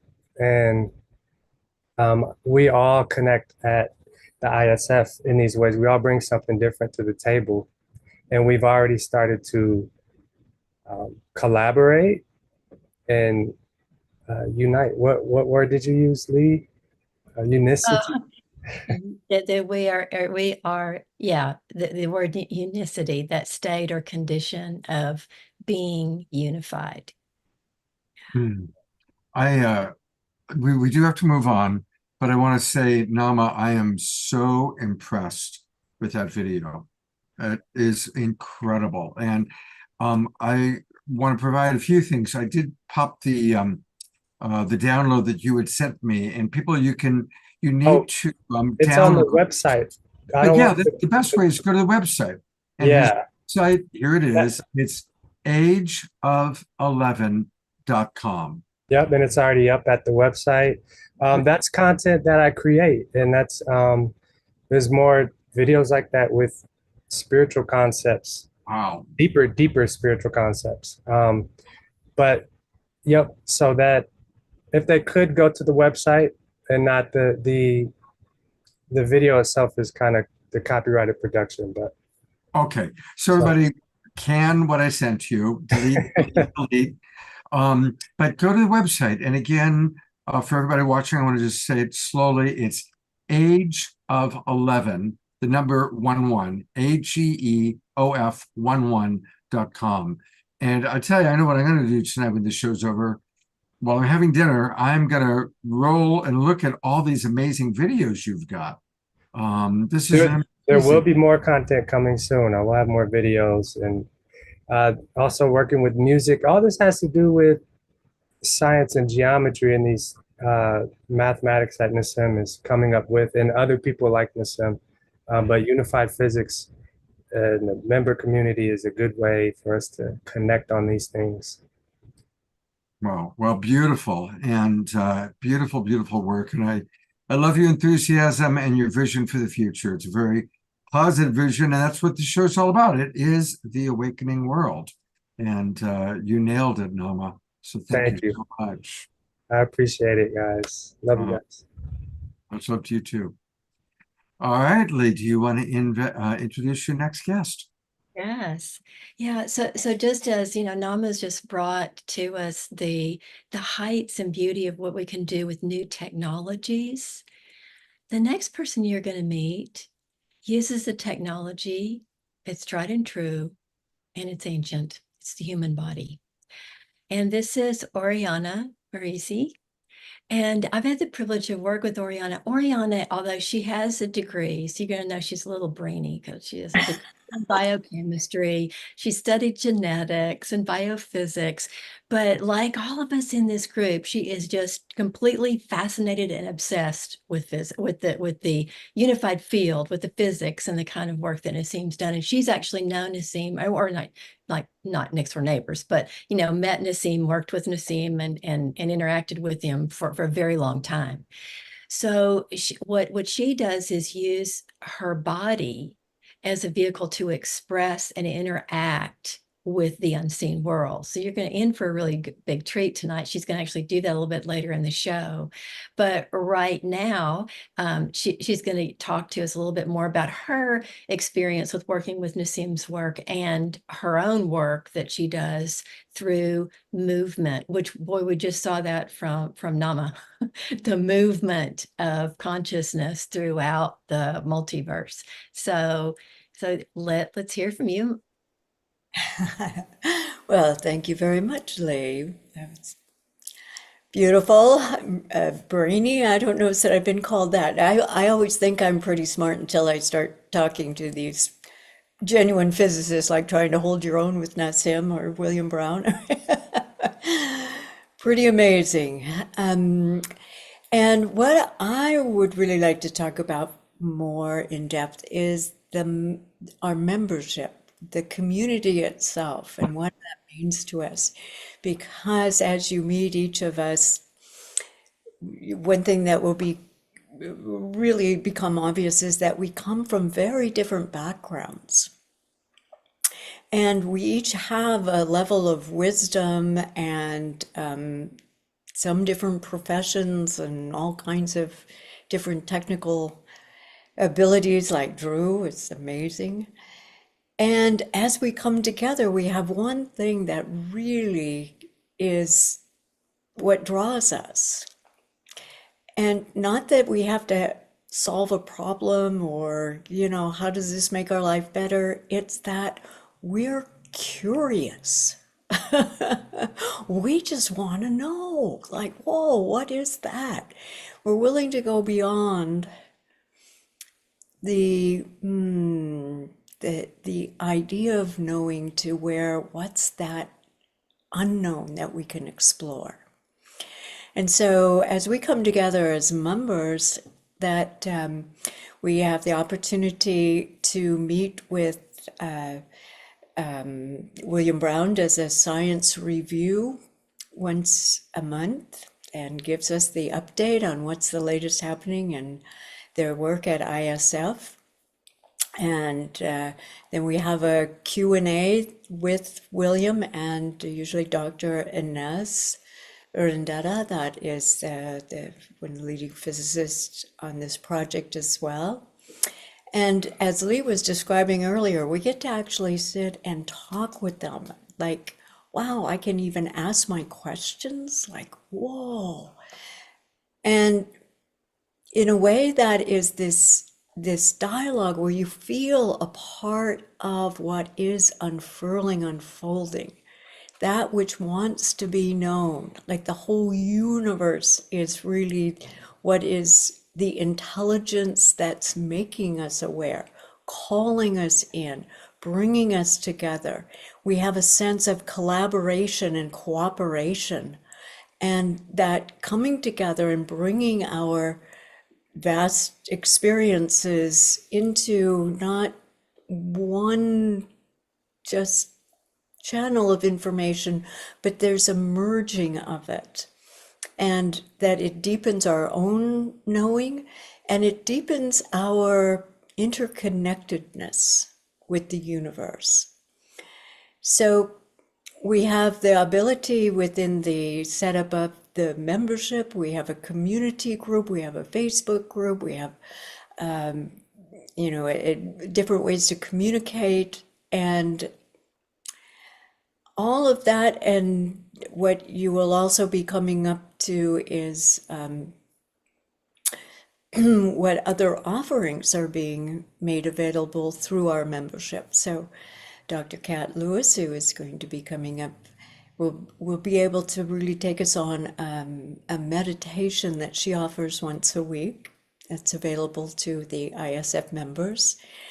And we thoroughly enjoy moving into this deeper feeling, pulsing aliveness that is that entering into the field that we're speaking to.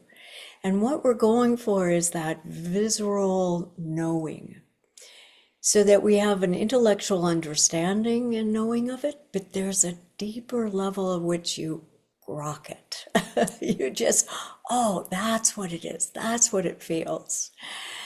And so along with Kat offering her wonderful meditations on Monday mornings, then I offer, once you realize there is a field and you can feel it, then I offer a vital well-being, which is a deeper dive into that well of being, the actual vortex that is the heart pulse, and everything that is well.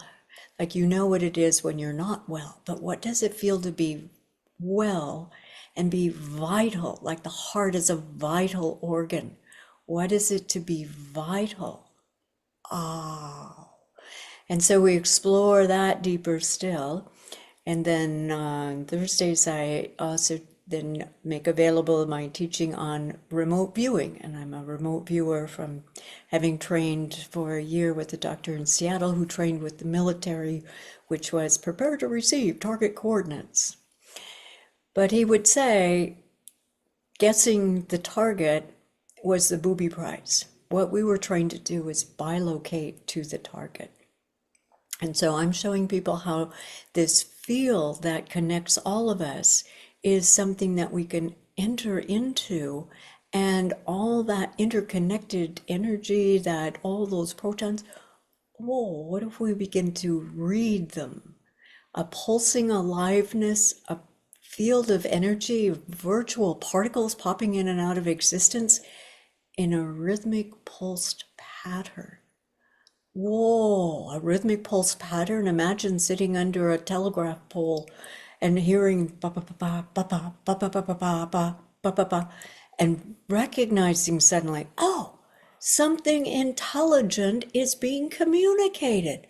Ba ba ba ba ba ba ba.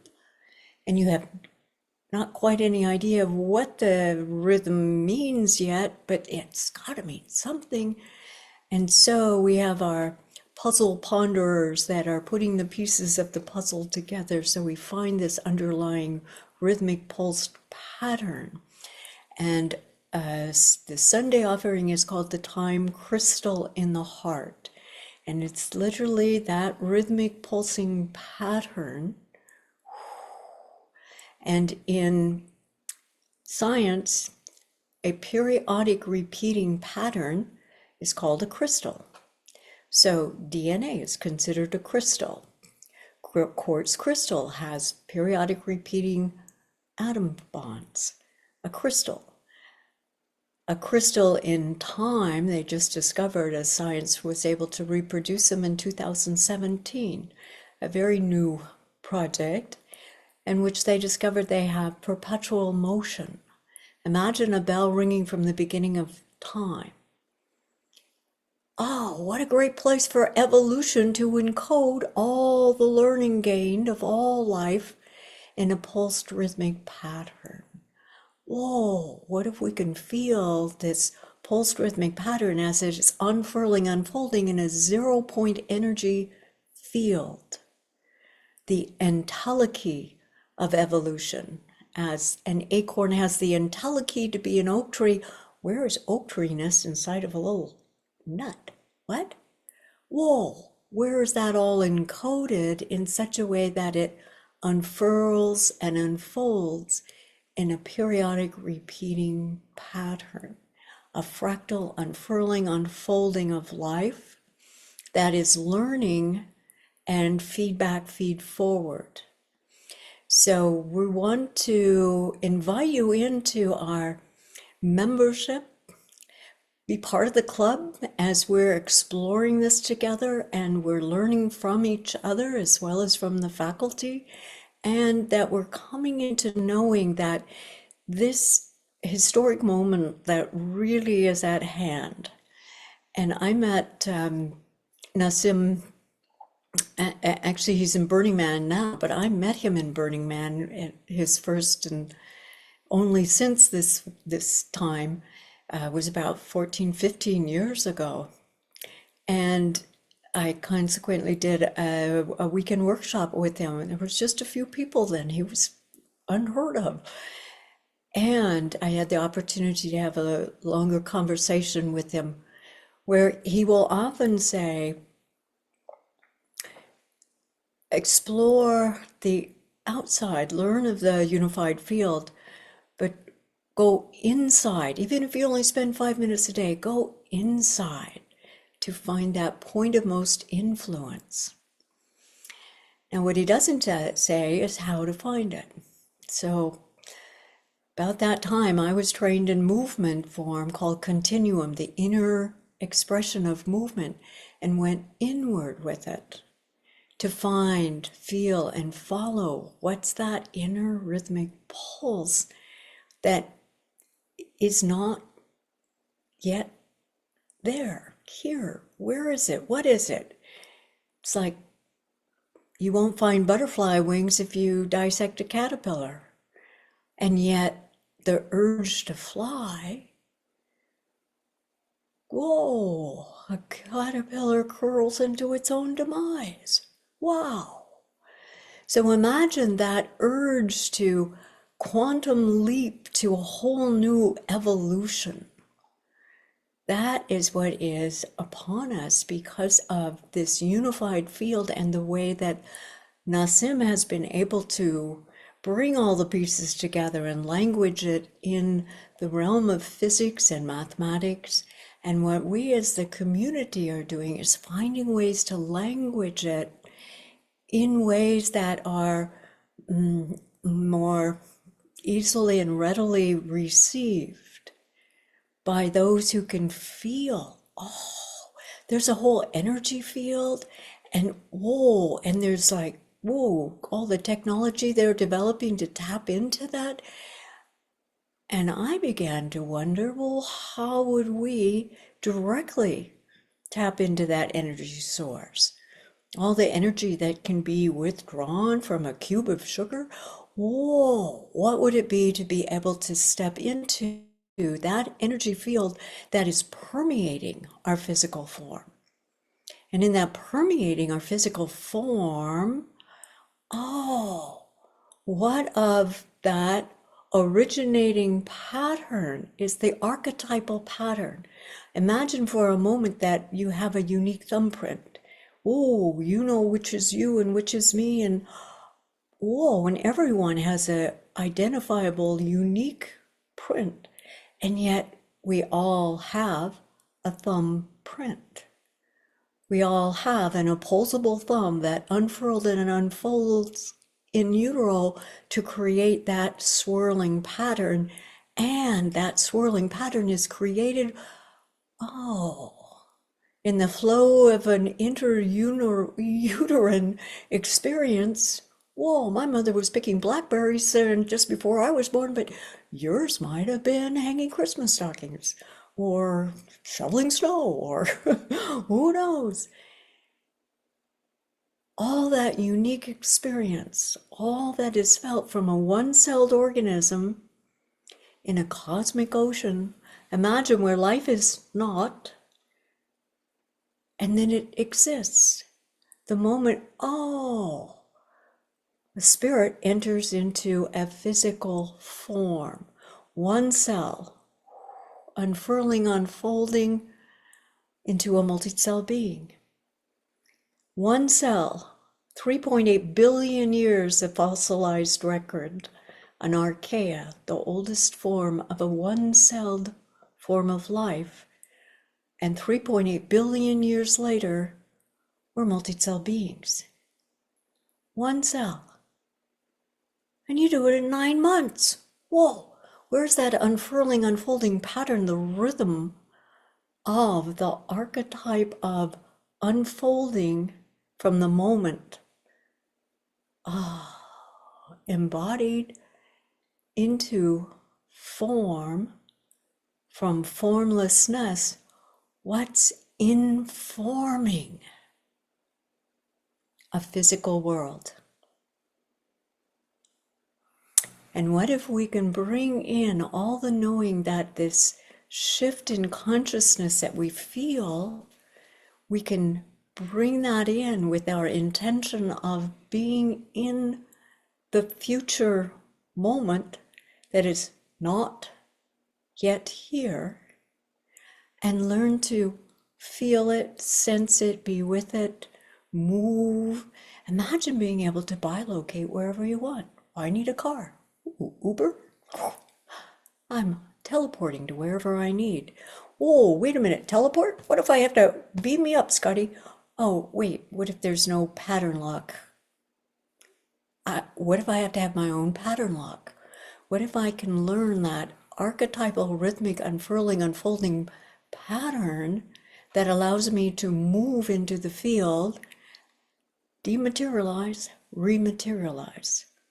And what if that advanced civilization that we reference as level 8 in infinity, all the way back to you, Jeffrey, the infinity, as level 8 is inside the 0 point. What? 1 point. Oh, there is only 1 point. Oh, inside of 1 dimension? Oh, no, a 0 point is unobservable until there's a second point, and it becomes a line of force, a line of first dimension, giving rise to form, a third dimension. So in all of that, 1 point is inside of all dimensions. Imagine now that we'll come back to knowing how this is played in the rhythmic patterns as we come to the beautiful Kat is going to take us through a meditation, and knowing that the membership is $20 a month, and we invite you to come in and play with us and unfurl and unfold a whole new way of learning, growing, collaborating, cooperating, being together, and making that quantum leap to that future that we know is meant to be, because that's where we're from. That evolved civilization that is infinite in its beingness. So as we come back in, and we'll have Kat take us into the meditation, and then I will come back in and take you into the visceral movement of it deeper still, where we'll go inside the vessel. So stay tuned for that as well, and we'll have a whole experience of what that possibility is. Thank you, Oriana. And you couldn't see the chat because you were absorbed in sharing with us, but people were just loving the feeling of what you were giving us. It was really, really beautiful. So thank you. Yeah. And there is a skill involved in being able to bilocate and get beyond what we can imagine we can do, but actually to be able to precognize what it is that the heart is communicating in sensory neurites that we're awakening, and the brain is recognizing what the heart already is capable of feeling, sensing, communicating. Absolutely. Yeah. I want to take a quick moment, since you were talking about membership, just to share with people one more time how to become a member. And it's very easy. Go to SpaceFed, that's SPACE FED space fed.com. And then right at the top bar, you'll see memberships. Click memberships, and that's how you can learn how to join all these amazing people, including Nassim. And there's a lot of different ways that you do it. So I encourage all of us to join tonight. And thank you very much. And of course, Oriana will be back in a few moments with the dance. But take it away, Lee, to introduce Dr. Kat. Yeah. So, and I know this evening is flying by, and I want to introduce you to Kat. We call her Dr. Kat. She works in a lifestyle medicine format, but where we're with her a lot is in meditation. She actually offers a meditation to the membership community, and meditation is obviously, from my experience of knowing Kat, is a big part of her connection to the field. She loves the meditation. The meditation sort of like just move through her. And in our membership, whenever a subject comes up, Kat's the one to ask a lot of questions. and brings up but brings up a lot of good questions. She's very curious about the whole dynamic of how consciousness works, how it plays into our healing, because she has a business where she does that. But she's able to bring us to a point where we see it's beyond fixing something. It's more about integrating something that is, but at the highest multi-dimensional layers of our being. So you're in for a treat tonight, because she's going to take us into what I do call the multi-dimensional layers of consciousness that are always, and here's Oriana's words, unfurling and unfolding in consciousness as consciousness. So you're in for a really big treat. So please help me to welcome Dr. Kat Lewis. Thank you, Lee. I'm so happy to be with you all, and I love participating in the chat and connecting with you. This community, like you see, is just wonderful. And like Nama said, I mean, we are talking to the smartest minds on the planet. I mean, the most brilliant people on the planet when we meet with the scientists at the International Space Federation. It is remarkable. And I think of us all, this entire, us and your community, all of us are like the characters in Lee's book, right? We're trying to figure it out. We're like the pioneers. So it's really exciting. And, what's really interesting is the image that Nama showed in his, it was Luke that showed the image of the spark, how what Nassim is doing there is he's sparking the field. And that energy, that 10 to the 93 or whatever it is grams per centimeter cubed, that in one sugar cube volume of space, that's all around us, and it's inside of every single one of our cells or protons. And what he created is technology to tap into it. And that's all we have to do too, is like put our attention on it, and we tap into it. So I'm going to lead you on a meditation, because this field is the source of everything. This unified field that we think is empty is the source of everything. It's where mind and matter meet, and it's what's creating you. It's you, actually. We think we're the physical body, but we're really the entire field. And so in order to access or know ourselves as that, we need to play around with it. We need to experience it. And so I'm going to have you expand your sense of yourself into the field. But before I do that, I'm going to share a little story with you about how I came into the unified or into Nassim's, the ISF community. And I also just want to explain too, that when I start the meditation, I'm going to take you into it. And then at some point, Oriana is going to come in. So I don't want you necessarily to open your eyes when that happens, unless, Oriana, do you want them to open their eyes? Wait, you're muted. Oh, you can't speak. Do you want them to open their eyes? Yes. Okay, she does. Sorry. All right. And I guess it doesn't really matter. Okay, so at some point, Oriana is going to come in and take over from there. Okay.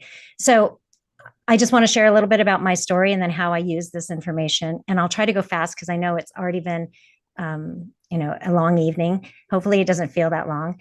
But in 2018, after studying Seth material, studying the Vedic science of consciousness, Vedanta, which uses the unexamined logic of your experience to show you that you are not the physical body, but you are consciousness. So you actually get a felt experience of this.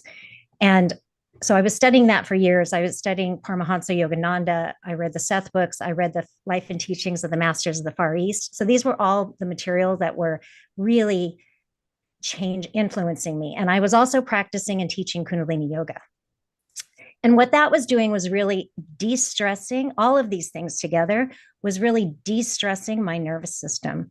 And that was allowing me to experience reality differently. It was also changing the way I understood myself. And it's really interesting because, how we experience the world is determined by who we believe ourselves to be and what we believe reality to be. Oh, what was that? Okay.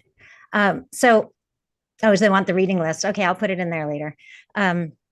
Okay, so in 2018, after having experienced, done all of those things, I had a sudden and an instantaneous and spontaneous healing experience where my whole body just blew up into light. And some would call it a Kundalini rising experience. Some might even say a near-death experience. I actually thought I was dying. But what happened was all of a sudden I felt weightless. It was a quiet night at home with my daughter and my partner at the time. And I was laying down next to her and all of a sudden I felt weightless. And as I looked, my head felt very, very light, like it wasn't even there anymore. It felt like the space.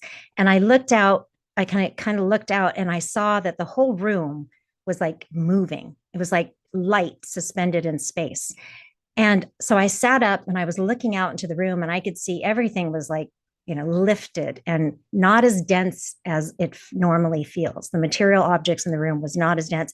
There was even some texture to space. And I was like so confused. But because my head felt so light and the rest of my body felt light, I was like, am I having a stroke? And so I stood up and I looked at my arms and I could see them, but they were just at one with the space. They did not feel any different than the space. It was like I was like two little eyes sticking out of space. And it was like I felt myself leaving the physical body and I was seeing the room, the material objects in the room dissolve like a dream dissolves when you're waking up slowly from a dream. And at that point I thought, oh God, I'm dying. I thought I was dying. But there was no pain. There was absolutely no pain. Anyway, I won't go into all the details, but at some point I felt like I had to vomit.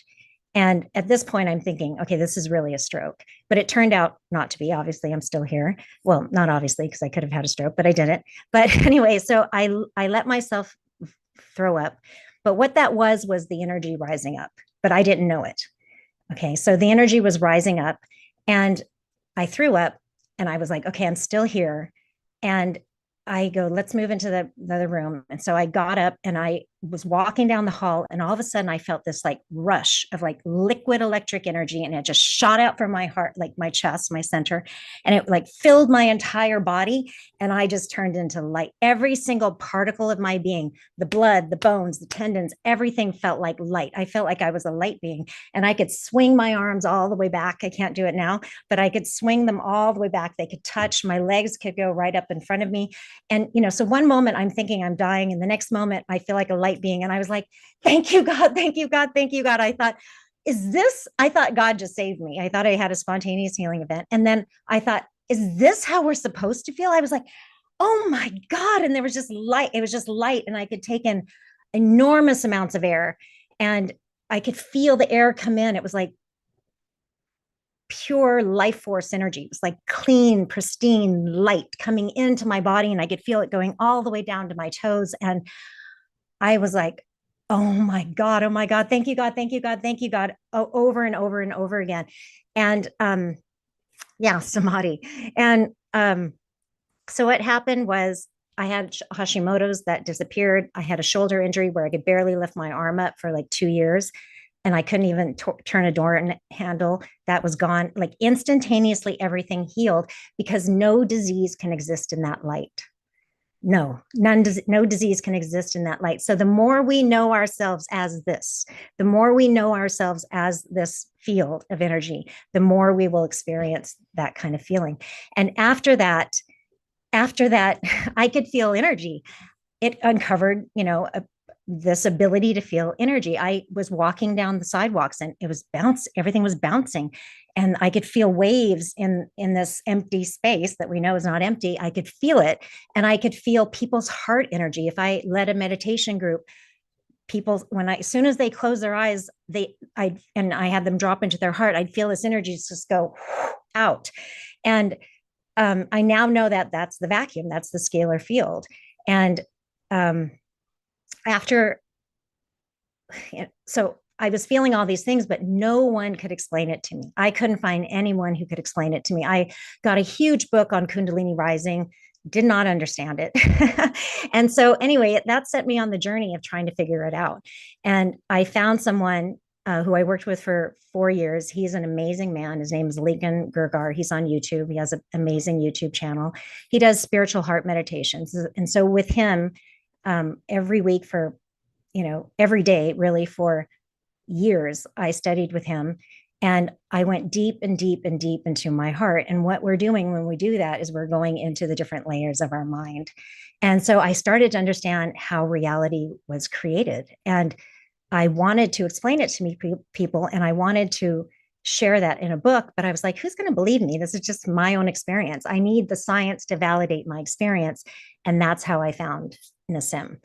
And as I sat and listened to a number of his events, I was so overjoyed that the science was explaining my experience. I couldn't believe it. So that's how I came to the group. And I just showed up and started attending the breakout sessions on Wednesdays and listening to, the Q&As with the scientists. And Oriana and everybody else is right in that we get to sit with these the most brilliant minds on the planet and ask them questions. And they're really excited about educating people because they know that that's how we're all going to lift. But that's also a sign, like that experience is also a sign of how everyone's consciousness is changing, and we're all going to lift really fast. So I use this information in the work that I do because for me, having that experience and understanding that no disease can exist in that light, I can't do what I do without sharing that information. So I teach people how to create more and more coherence with this field. And that it's, one is the biggest way is to immerse yourself in it, consciously bring your attention to it every single day. But there's other ways in terms of diet and lifestyle practices that you can do. So let's go into it. And there's a story in Vedanta about why this works. So it's the yellow, it's the shirt, there's a t-shirt in the yellow dye. So if you dip a white t-shirt in a yellow dye and then take it out, it's going to have some yellow on it, but over time it'll fade. But if you keep dipping it in the yellow dye, eventually the white t-shirt will be a yellow t-shirt. So we need to keep dipping ourselves into the field, making a conscious effort to connect with the field, because it is the source of all knowledge. It is the source of the material, the physical body, all energy, all knowledge. And so when you keep dipping yourself into it, you get that. It fuels your body. You will become wiser. You'll know information that you didn't read somewhere. You'll just know it because the field is the mind of the universe, and you're connecting to it. Okay, so after all that, let's go ahead, and I'm going to start with some breath work, and then I'm going to have you experience the field, experience expand your awareness of who you are. We're not the physical body. We are this field around us, and the physical body is crystallizing inside that field. So that's going to be my goal. I'm really going to have you go into your heart, and I'm also going to have you focus I'm going to say the word sense and feel a lot, because when you're sensing and feeling, you're not thinking. So you move out of space time, out of the physical reality. They're all laid on top of each other, right? But you move out of space time. That's where your thoughts are. They're in space time. When you bring your awareness down into your heart and sense and feel the field around you, you're moving out of the physical world into the subtle realm, and there's no thoughts there.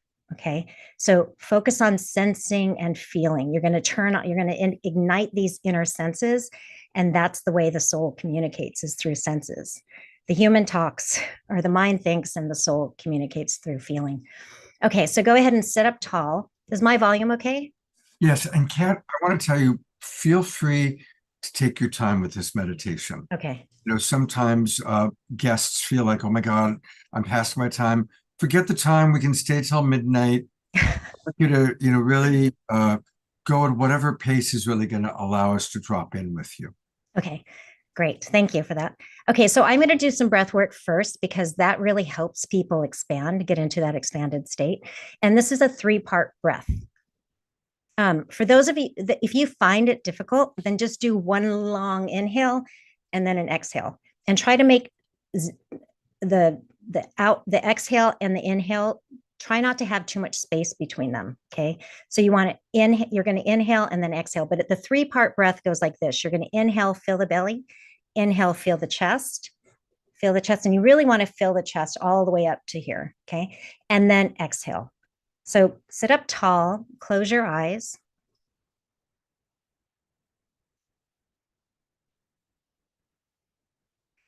And automatically bring your awareness down into your heart. So just let your awareness descend down into the center of your chest. And just arrive into the present moment.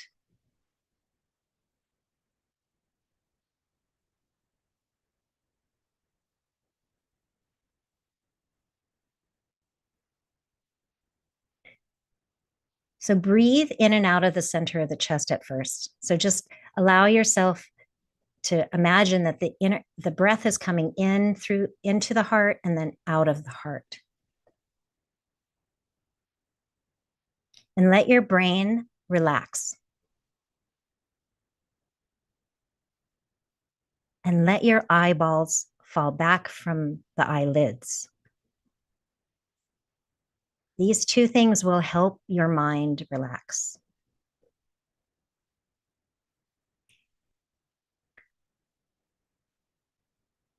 Just a few more breaths like this, and then we'll begin the breath work.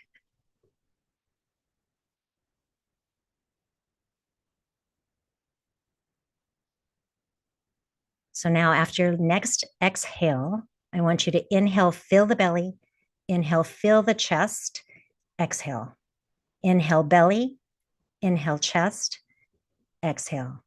Inhale, belly, inhale, chest, exhale.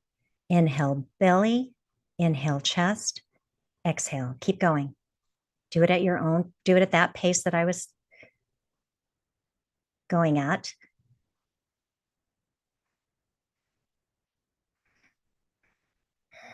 Try to really feel the back of your lungs.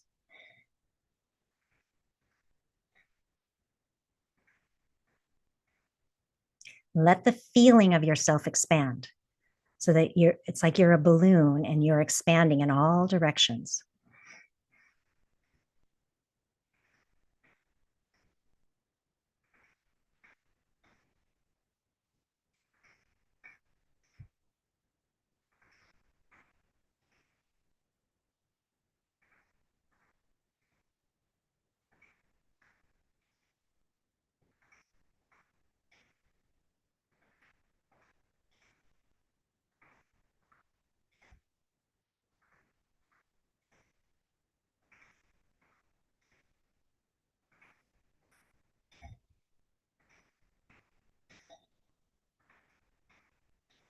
Make them deep.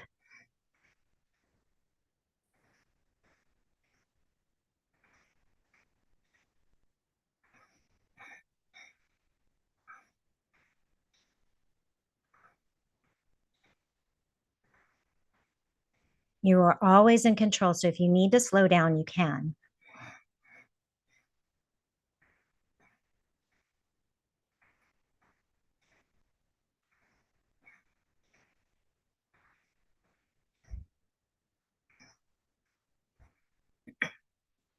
Yawning is a sign of your nervous system unwinding.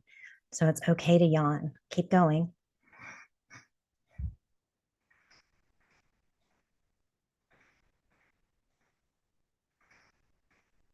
Ten more, go. Make them deep.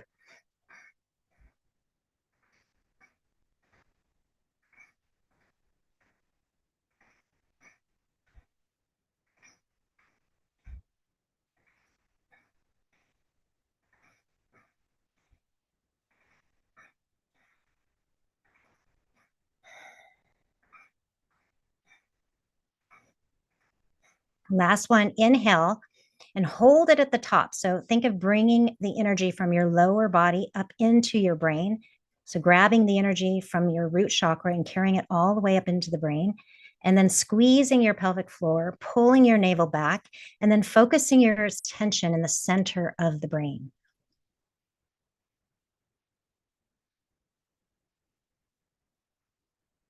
Feel yourself expand. Hold the breath. If you need to take a little bit of air in, you can sip some air in and then hold.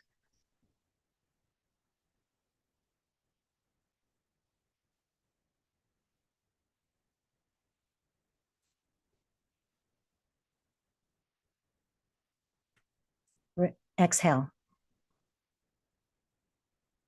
Hold the breath out at the bottom of the exhale, so you stay empty.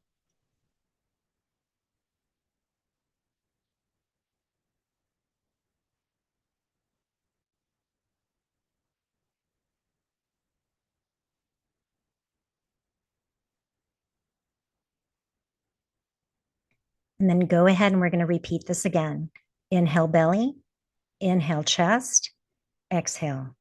Inhale belly, inhale chest, exhale. Inhale belly, inhale chest, exhale. Keep going.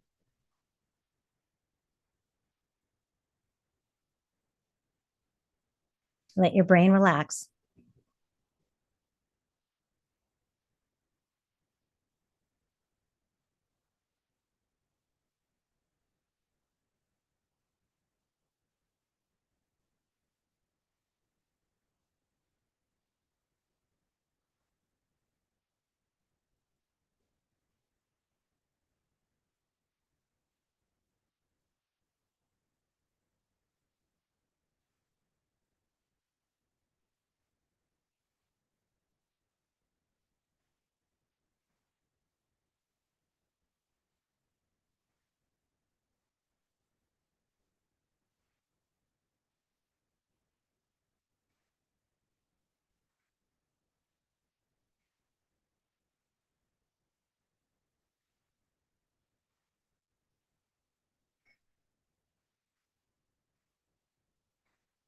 So you want to expand above your head and all around you, but also down below the feet. So you're expanding in all directions.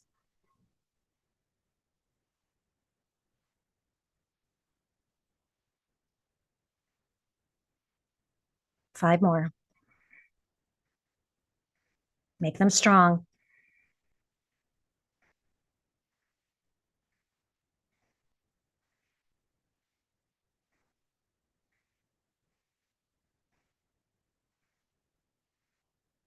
Last one, inhale, hold it at the top. Pull your navel back. Squeeze your pelvic floor like you're trying to prevent from peeing, from urinating.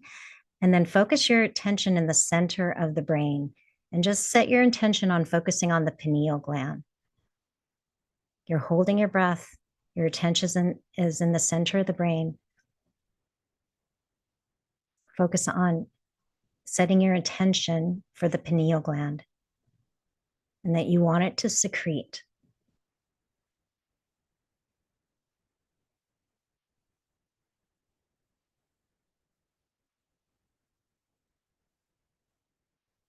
Sip some air in if you need to.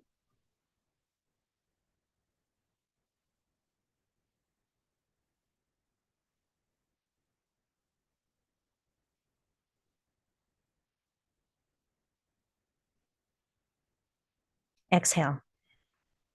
Hold the breath out at the bottom. Just relax and hold the breath out. Stay empty.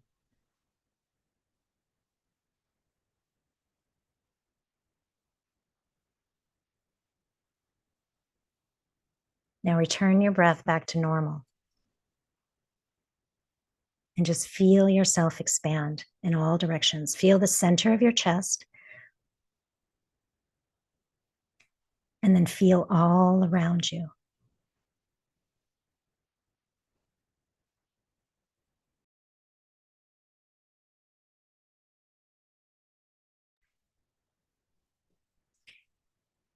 It's like you're trying to feel and touch the space.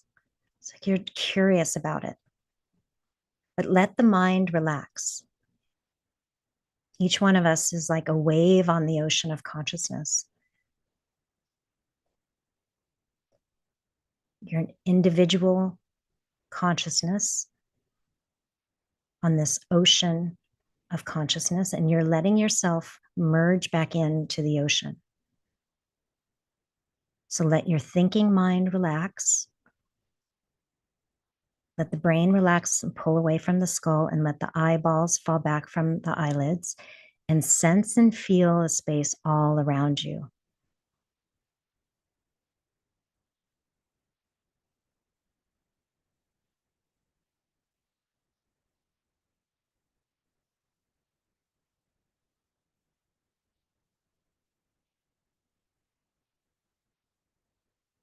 You are this entire field.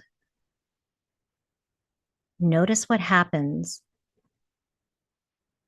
when you center at your heart and you feel yourself expand out. Do you feel more whole and complete? Do you feel more like you?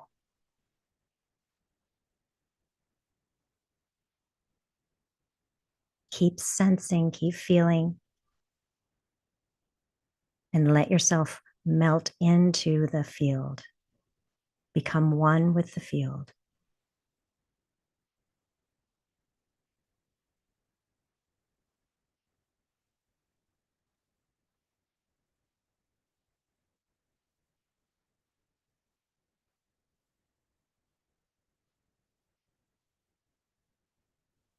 Let the field enter every single one of your cells.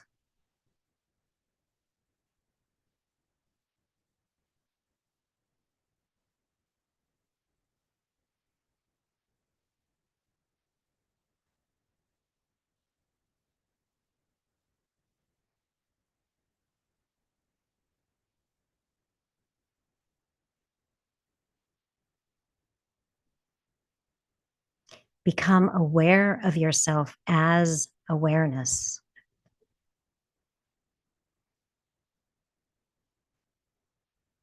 And on a moment-to-moment basis, stay aware of yourself as awareness.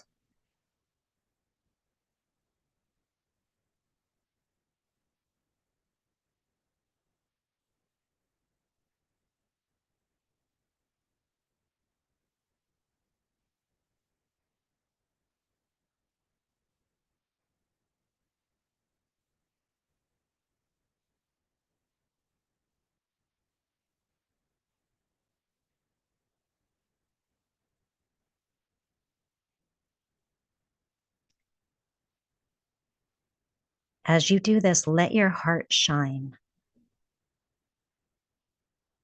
Imagine the sun is radiating from your chest in all directions, behind you, to the sides of you, in front of you,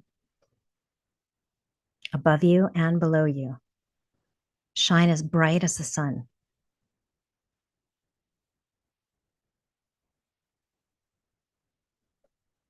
In this state, you are creating coherence with the field.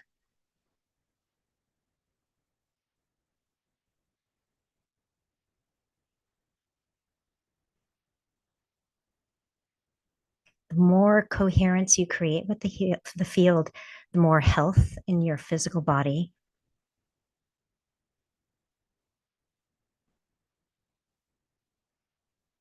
Notice as you shine brighter, what happens to your thoughts.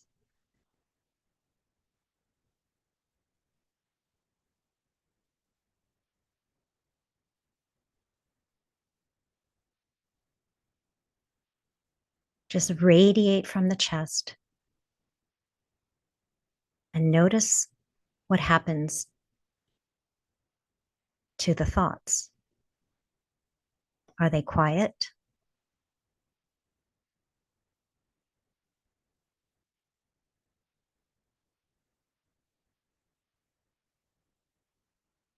Notice what happens to your emotions.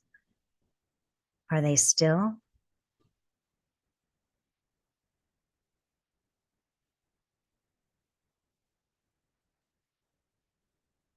And notice what happens to the physical body. Is it relaxed?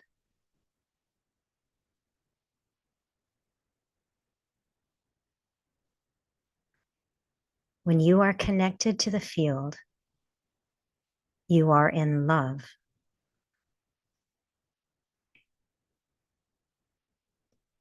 The field feels like love. And when you're in love, there is no fear.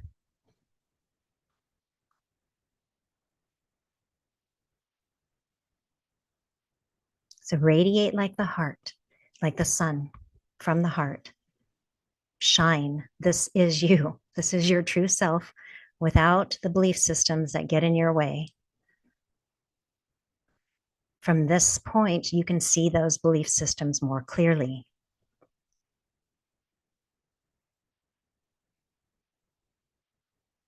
Find any place in your body that needs to be relaxed a little bit more.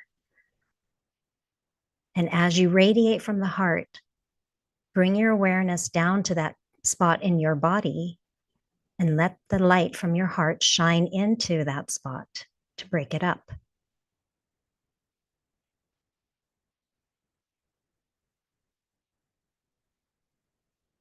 This scalar field you are emitting from your heart is what recharges your cells and brings your body back into alignment with this natural self of yours, the heart, the light shining from your heart.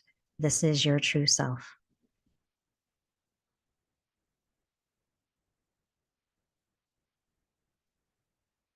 So stay feeling the field. Stay in this expanded state. Feel yourself expand like a balloon in all directions. Notice how you feel.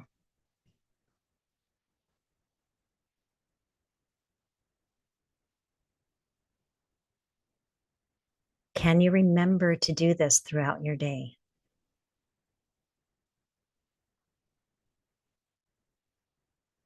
Can you remember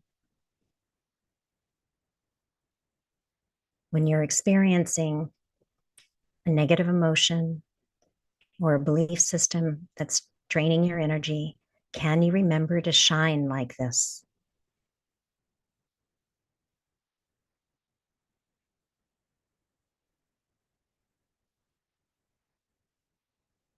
When you are in this state, a higher perspective will come to you, and you'll be better able to address what it is you need to address from a higher, wiser perspective.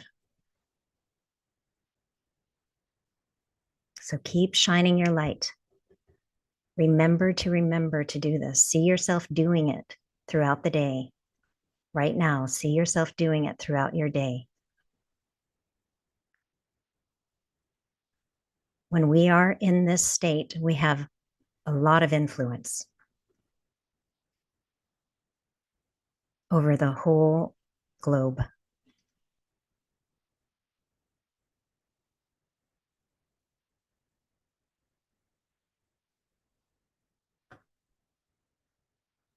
We are connected to each other. All of us, everyone in the universe is connected by the heart.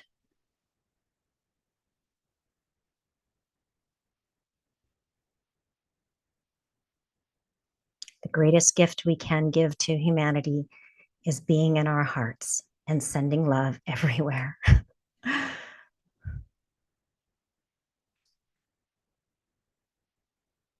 So remember to shine from your heart. And then shine that light on any part of your body that needs healing. Shine it on the belief systems that need to be realigned. Stay in this expanded state, and Oriana is going to take over.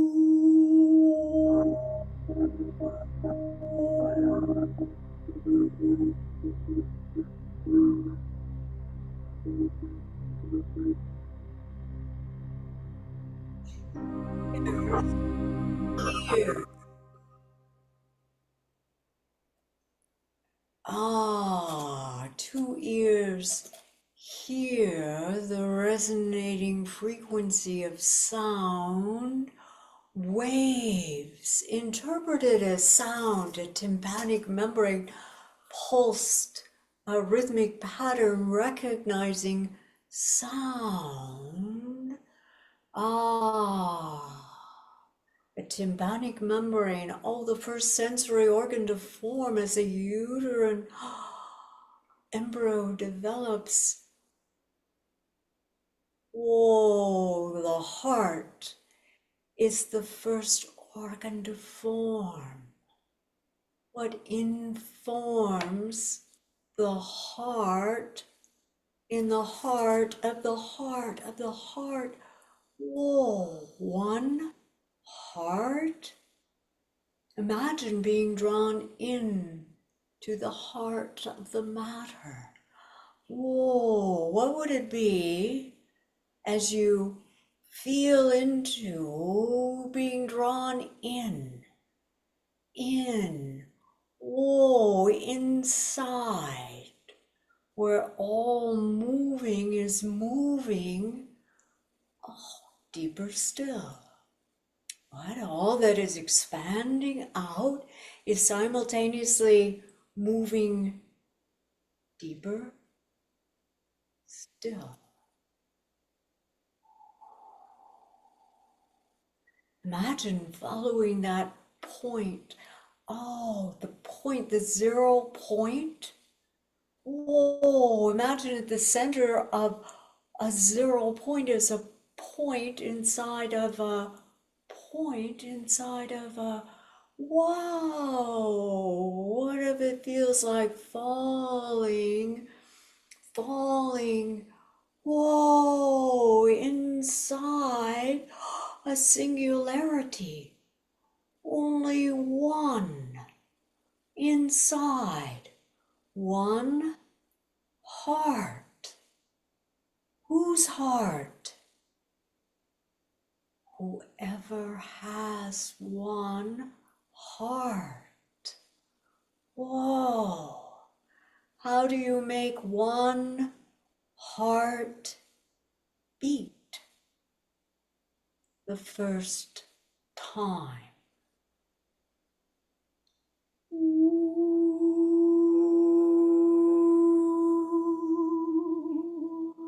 Imagine one singularity, one point that holds infinity. On the other side of the universe, the inside. How would inside hold all that is outside, as all that is outside is turning in, turning out, outside in, inside out, in all a rhythmic pulse pattern, communicating a rhythmic non-linear language. Imagine all the music that Omashar has ever made, all the instruments he's ever played, all that music has one thing in common: the rest in between the notes. The rest is all the same rest, where music is not played. Imagine all that is not played, is the rhythm, the other side of the symphony that holds all the music of the spheres. And imagine that point inside the heart of the heart of the heart, drawing you in. And imagine Omashar. Can music, that movement in.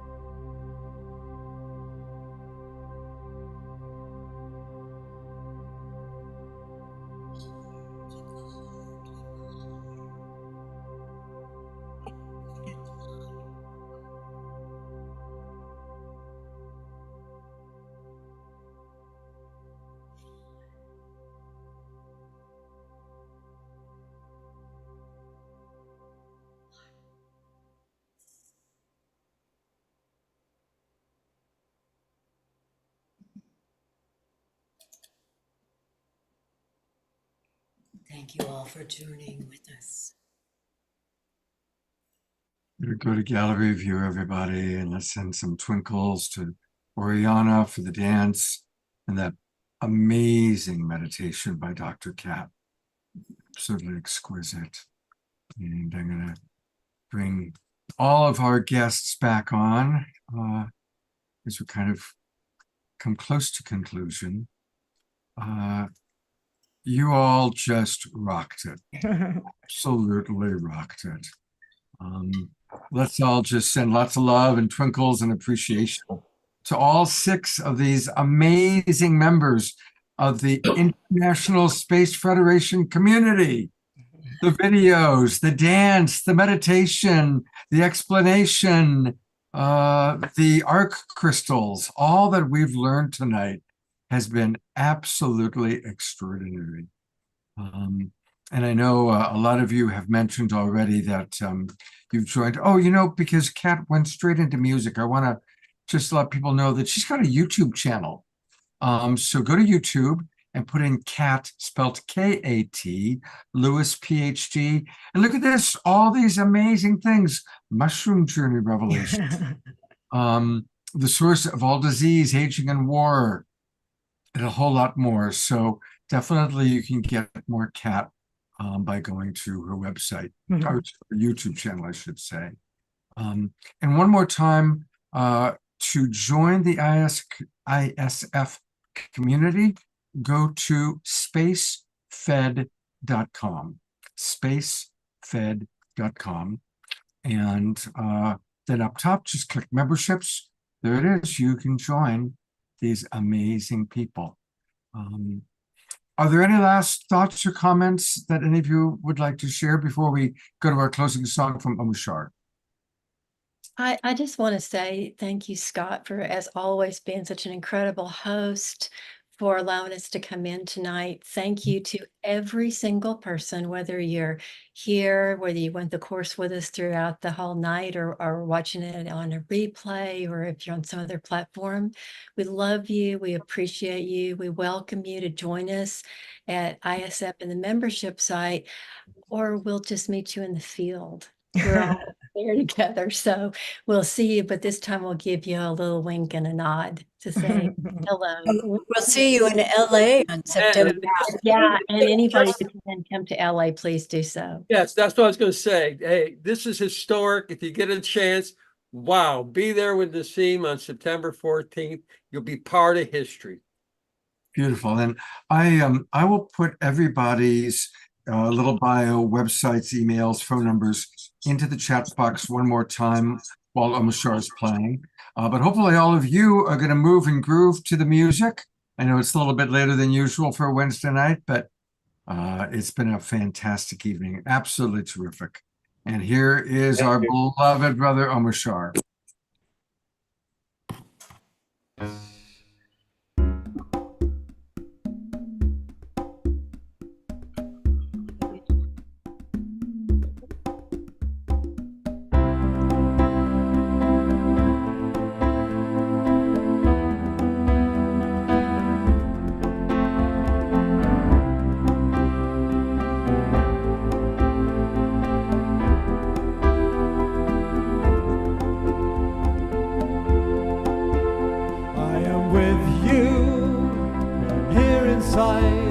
Don't worry, don't worry, and I love you more than you could know.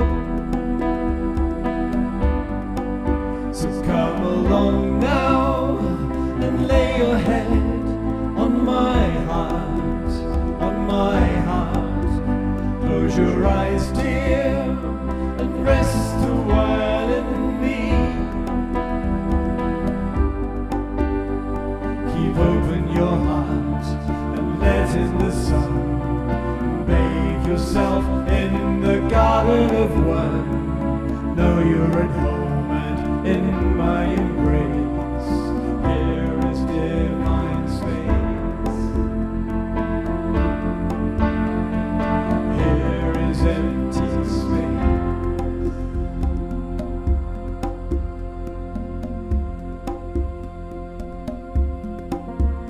Now I ask you to take a step towards me, toward me.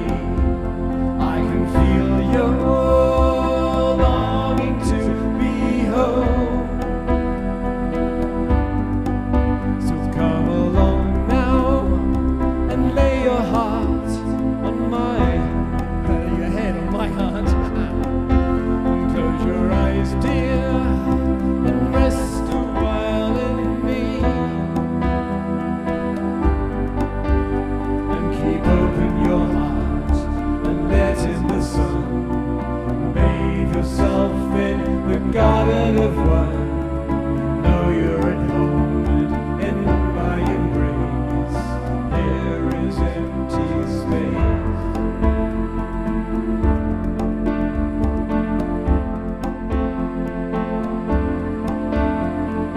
There is empty space.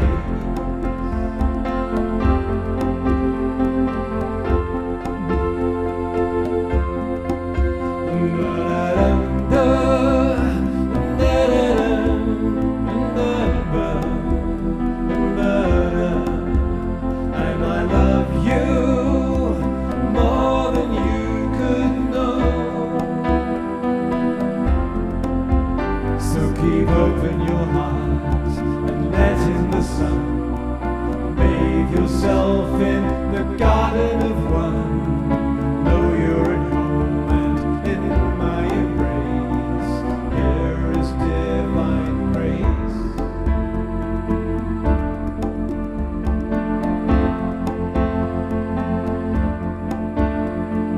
There is divine grace.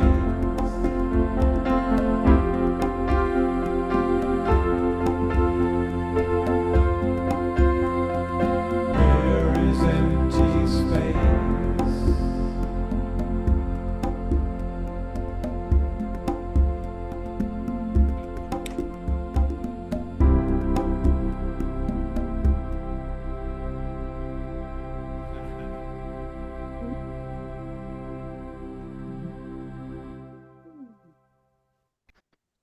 I love your crystal placement, Noah. Super Wow. touched. What an amazing evening. And don't go away, everybody, because I do have an important announcement. But again, thank you, everybody, for moving and grooving and moving to the music. Omashar, I got to ask you, what stood out for you and all the amazing things tonight? What stood out for you? It's just the perfection of all the information that's coming in. And all roads lead to Rome.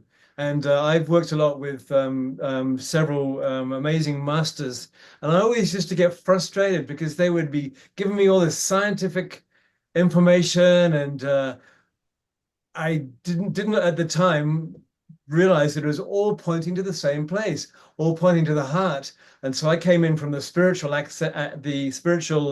angle. And I've got my heart open and my consciousness kind of rosy. But really, it's this information which has brought it home to me that it can actually be fully embodied. And I'm not out there on woo-woo anymore and just fully grounded. So I think the greatest thing that I've gained from this evening is grounding it all. And, we've been exposed, many of us, to this information for many decades from very different angles, and it's all coming together, science and spirituality. And as Nama showed, we can actually visualize that which is being talked about, which takes away any woo-woo and takes away that is too wordy. It's just amazing. And so that is mine for now, Scott. So thank you so much, Jeffrey, for bringing this to our attention. And it is grist for the mill beyond, to infinity and beyond. So thank you. Thank you, Mariana, and Kat, and Nama, and Lee. Wow, what a And thank- family we are. Yeah, thank you, Scott and Omashar. I mean, thank you so much for having us on. This has been so fun, and your community, I can just feel the love. It's so beautiful. Kat, something I've got to mention to you. The books you mentioned were the exact same books that when I was a teenager and in my early 20s woke me up. The Nature of Personal Reality, the Seth Speaks book, which is like That's like the Bible of Seth. Yes. Autobiography of a Yogi. Yes. Yogananda is still my master teacher. Ah, And it was amazing. It was like, oh my God, that's exactly the ones. Oh, and the teachings of the Far East Master. oh, that was amazing. And that's like a pretty, not that many people know that one. Yeah, that's amazing. So it Read was those like- if you can. They're amazing. Yeah, absolutely. So There's also the Tao, according to Winnie the Pooh. That's a good one. now listen, I've got a really important announcement for everybody. Stay up and we'll say goodbye to you one more time. But this Saturday night, what we're going to do is the show that we did, the fundraising event that we did for Piper, really was one of the most incredible Global Peace Tribe shows that we've done. You know, I've done about 600 of these now, and about 500 of them with beloved Omashar. And honestly, the fundraiser we did was one of my 5 favorite shows of all time. But a lot of people weren't able to watch it because it was the same night as the Democratic National Convention and the same night that Kamala Harris made her acceptance speech. And a lot of people were watching that. So on Saturday night, we're going to show the highlights of the Piper Dellums fundraiser. And we're going to add some additional fun new things, new songs by Omashar. And I'm arranging some other special experiences, but it's still going to be celebrating Piper and raising money for Piper. And what's amazing is an anonymous donor is matching our donations dollar for dollar. Last week we raised about $5,000. So with that match, that makes it 10,000. And we still want to get more people. So I'm asking all of you, please not only come back on Saturday night, invite people. It's going to be a great show. Music from Omashar, Gary Malkin, Christian Hoffman, poetry from Charles Gibbs, dance, really beautiful, amazing things going on. It is a special Zoom room link. It's not the regular one we do for Saturday nights because I want to open it up to everybody in the public. So I've put the link into the chat box, the invitation. Please copy that. Also, you know, maybe copy the poster, which I also put into the chat box. Copy these, and please, let's really invite friends, invite family. It's a great way to introduce people to the awakening world. And also it'll be a chance for us to continue our support for Piper Dellums. And it's free to everybody without registering. They can just come straight in, so there's no difficulty. Yeah, just come right in. So let's make it a really packed night. And I'm going to do extra promotion, extra marketing, but I need all of your help because all of you know people I don't. So let's really make it a special night. All right. Thank you one last time. I'm going to go to gallery view. Thank you to those of you who are still with us. Jerry Anderson, you know, it's gotten kind of late, but I do want to give Jerry and maybe Connie to share a little bit briefly about Earthstock, because of course we did a big promotion for the Earthstock Festival that happened last week. And how is your internet there, Jerry? Because you look frozen. Oh, I don't know. Can you see me? Is it Yes. okay? I always see your edge. You're completely frozen, but there you are. You're Okay. now. Okay, I would just say it was a very profound summit. And you know, the crazy thing that happens at summits isn't quite often the presentations, but being able to interconnect and relate with many people from around the world that are doing the same thing as you. And it was so profound that every single day during the Earthstock Summit, we had rainbows. Some days we had 2 rainbows in one day. Sometimes 2 days we had double rainbows in the same day. We had the elders from Brazil to Bolivia, Mexico, Canada. And so I think we had somewhere around 30 or 40 elders, including the ones that were local to the area there. So we had many ceremonies. We had giant fire ceremonies. We had a cacao ceremony where we all drank the chocolate from the native style. And we ended on Sunday with the most amazing drumming from the Japanese with the huge big drums to the kettle drum of the native tribes and so forth. So we had amazing drummings there, and it was a profound ceremony, like I said, and the connections to new people were wonderful. And Connie and Andrew were there also from the Global Peace Tribe. Well, I will bring up Connie. Connie, is there anything you'd like to add?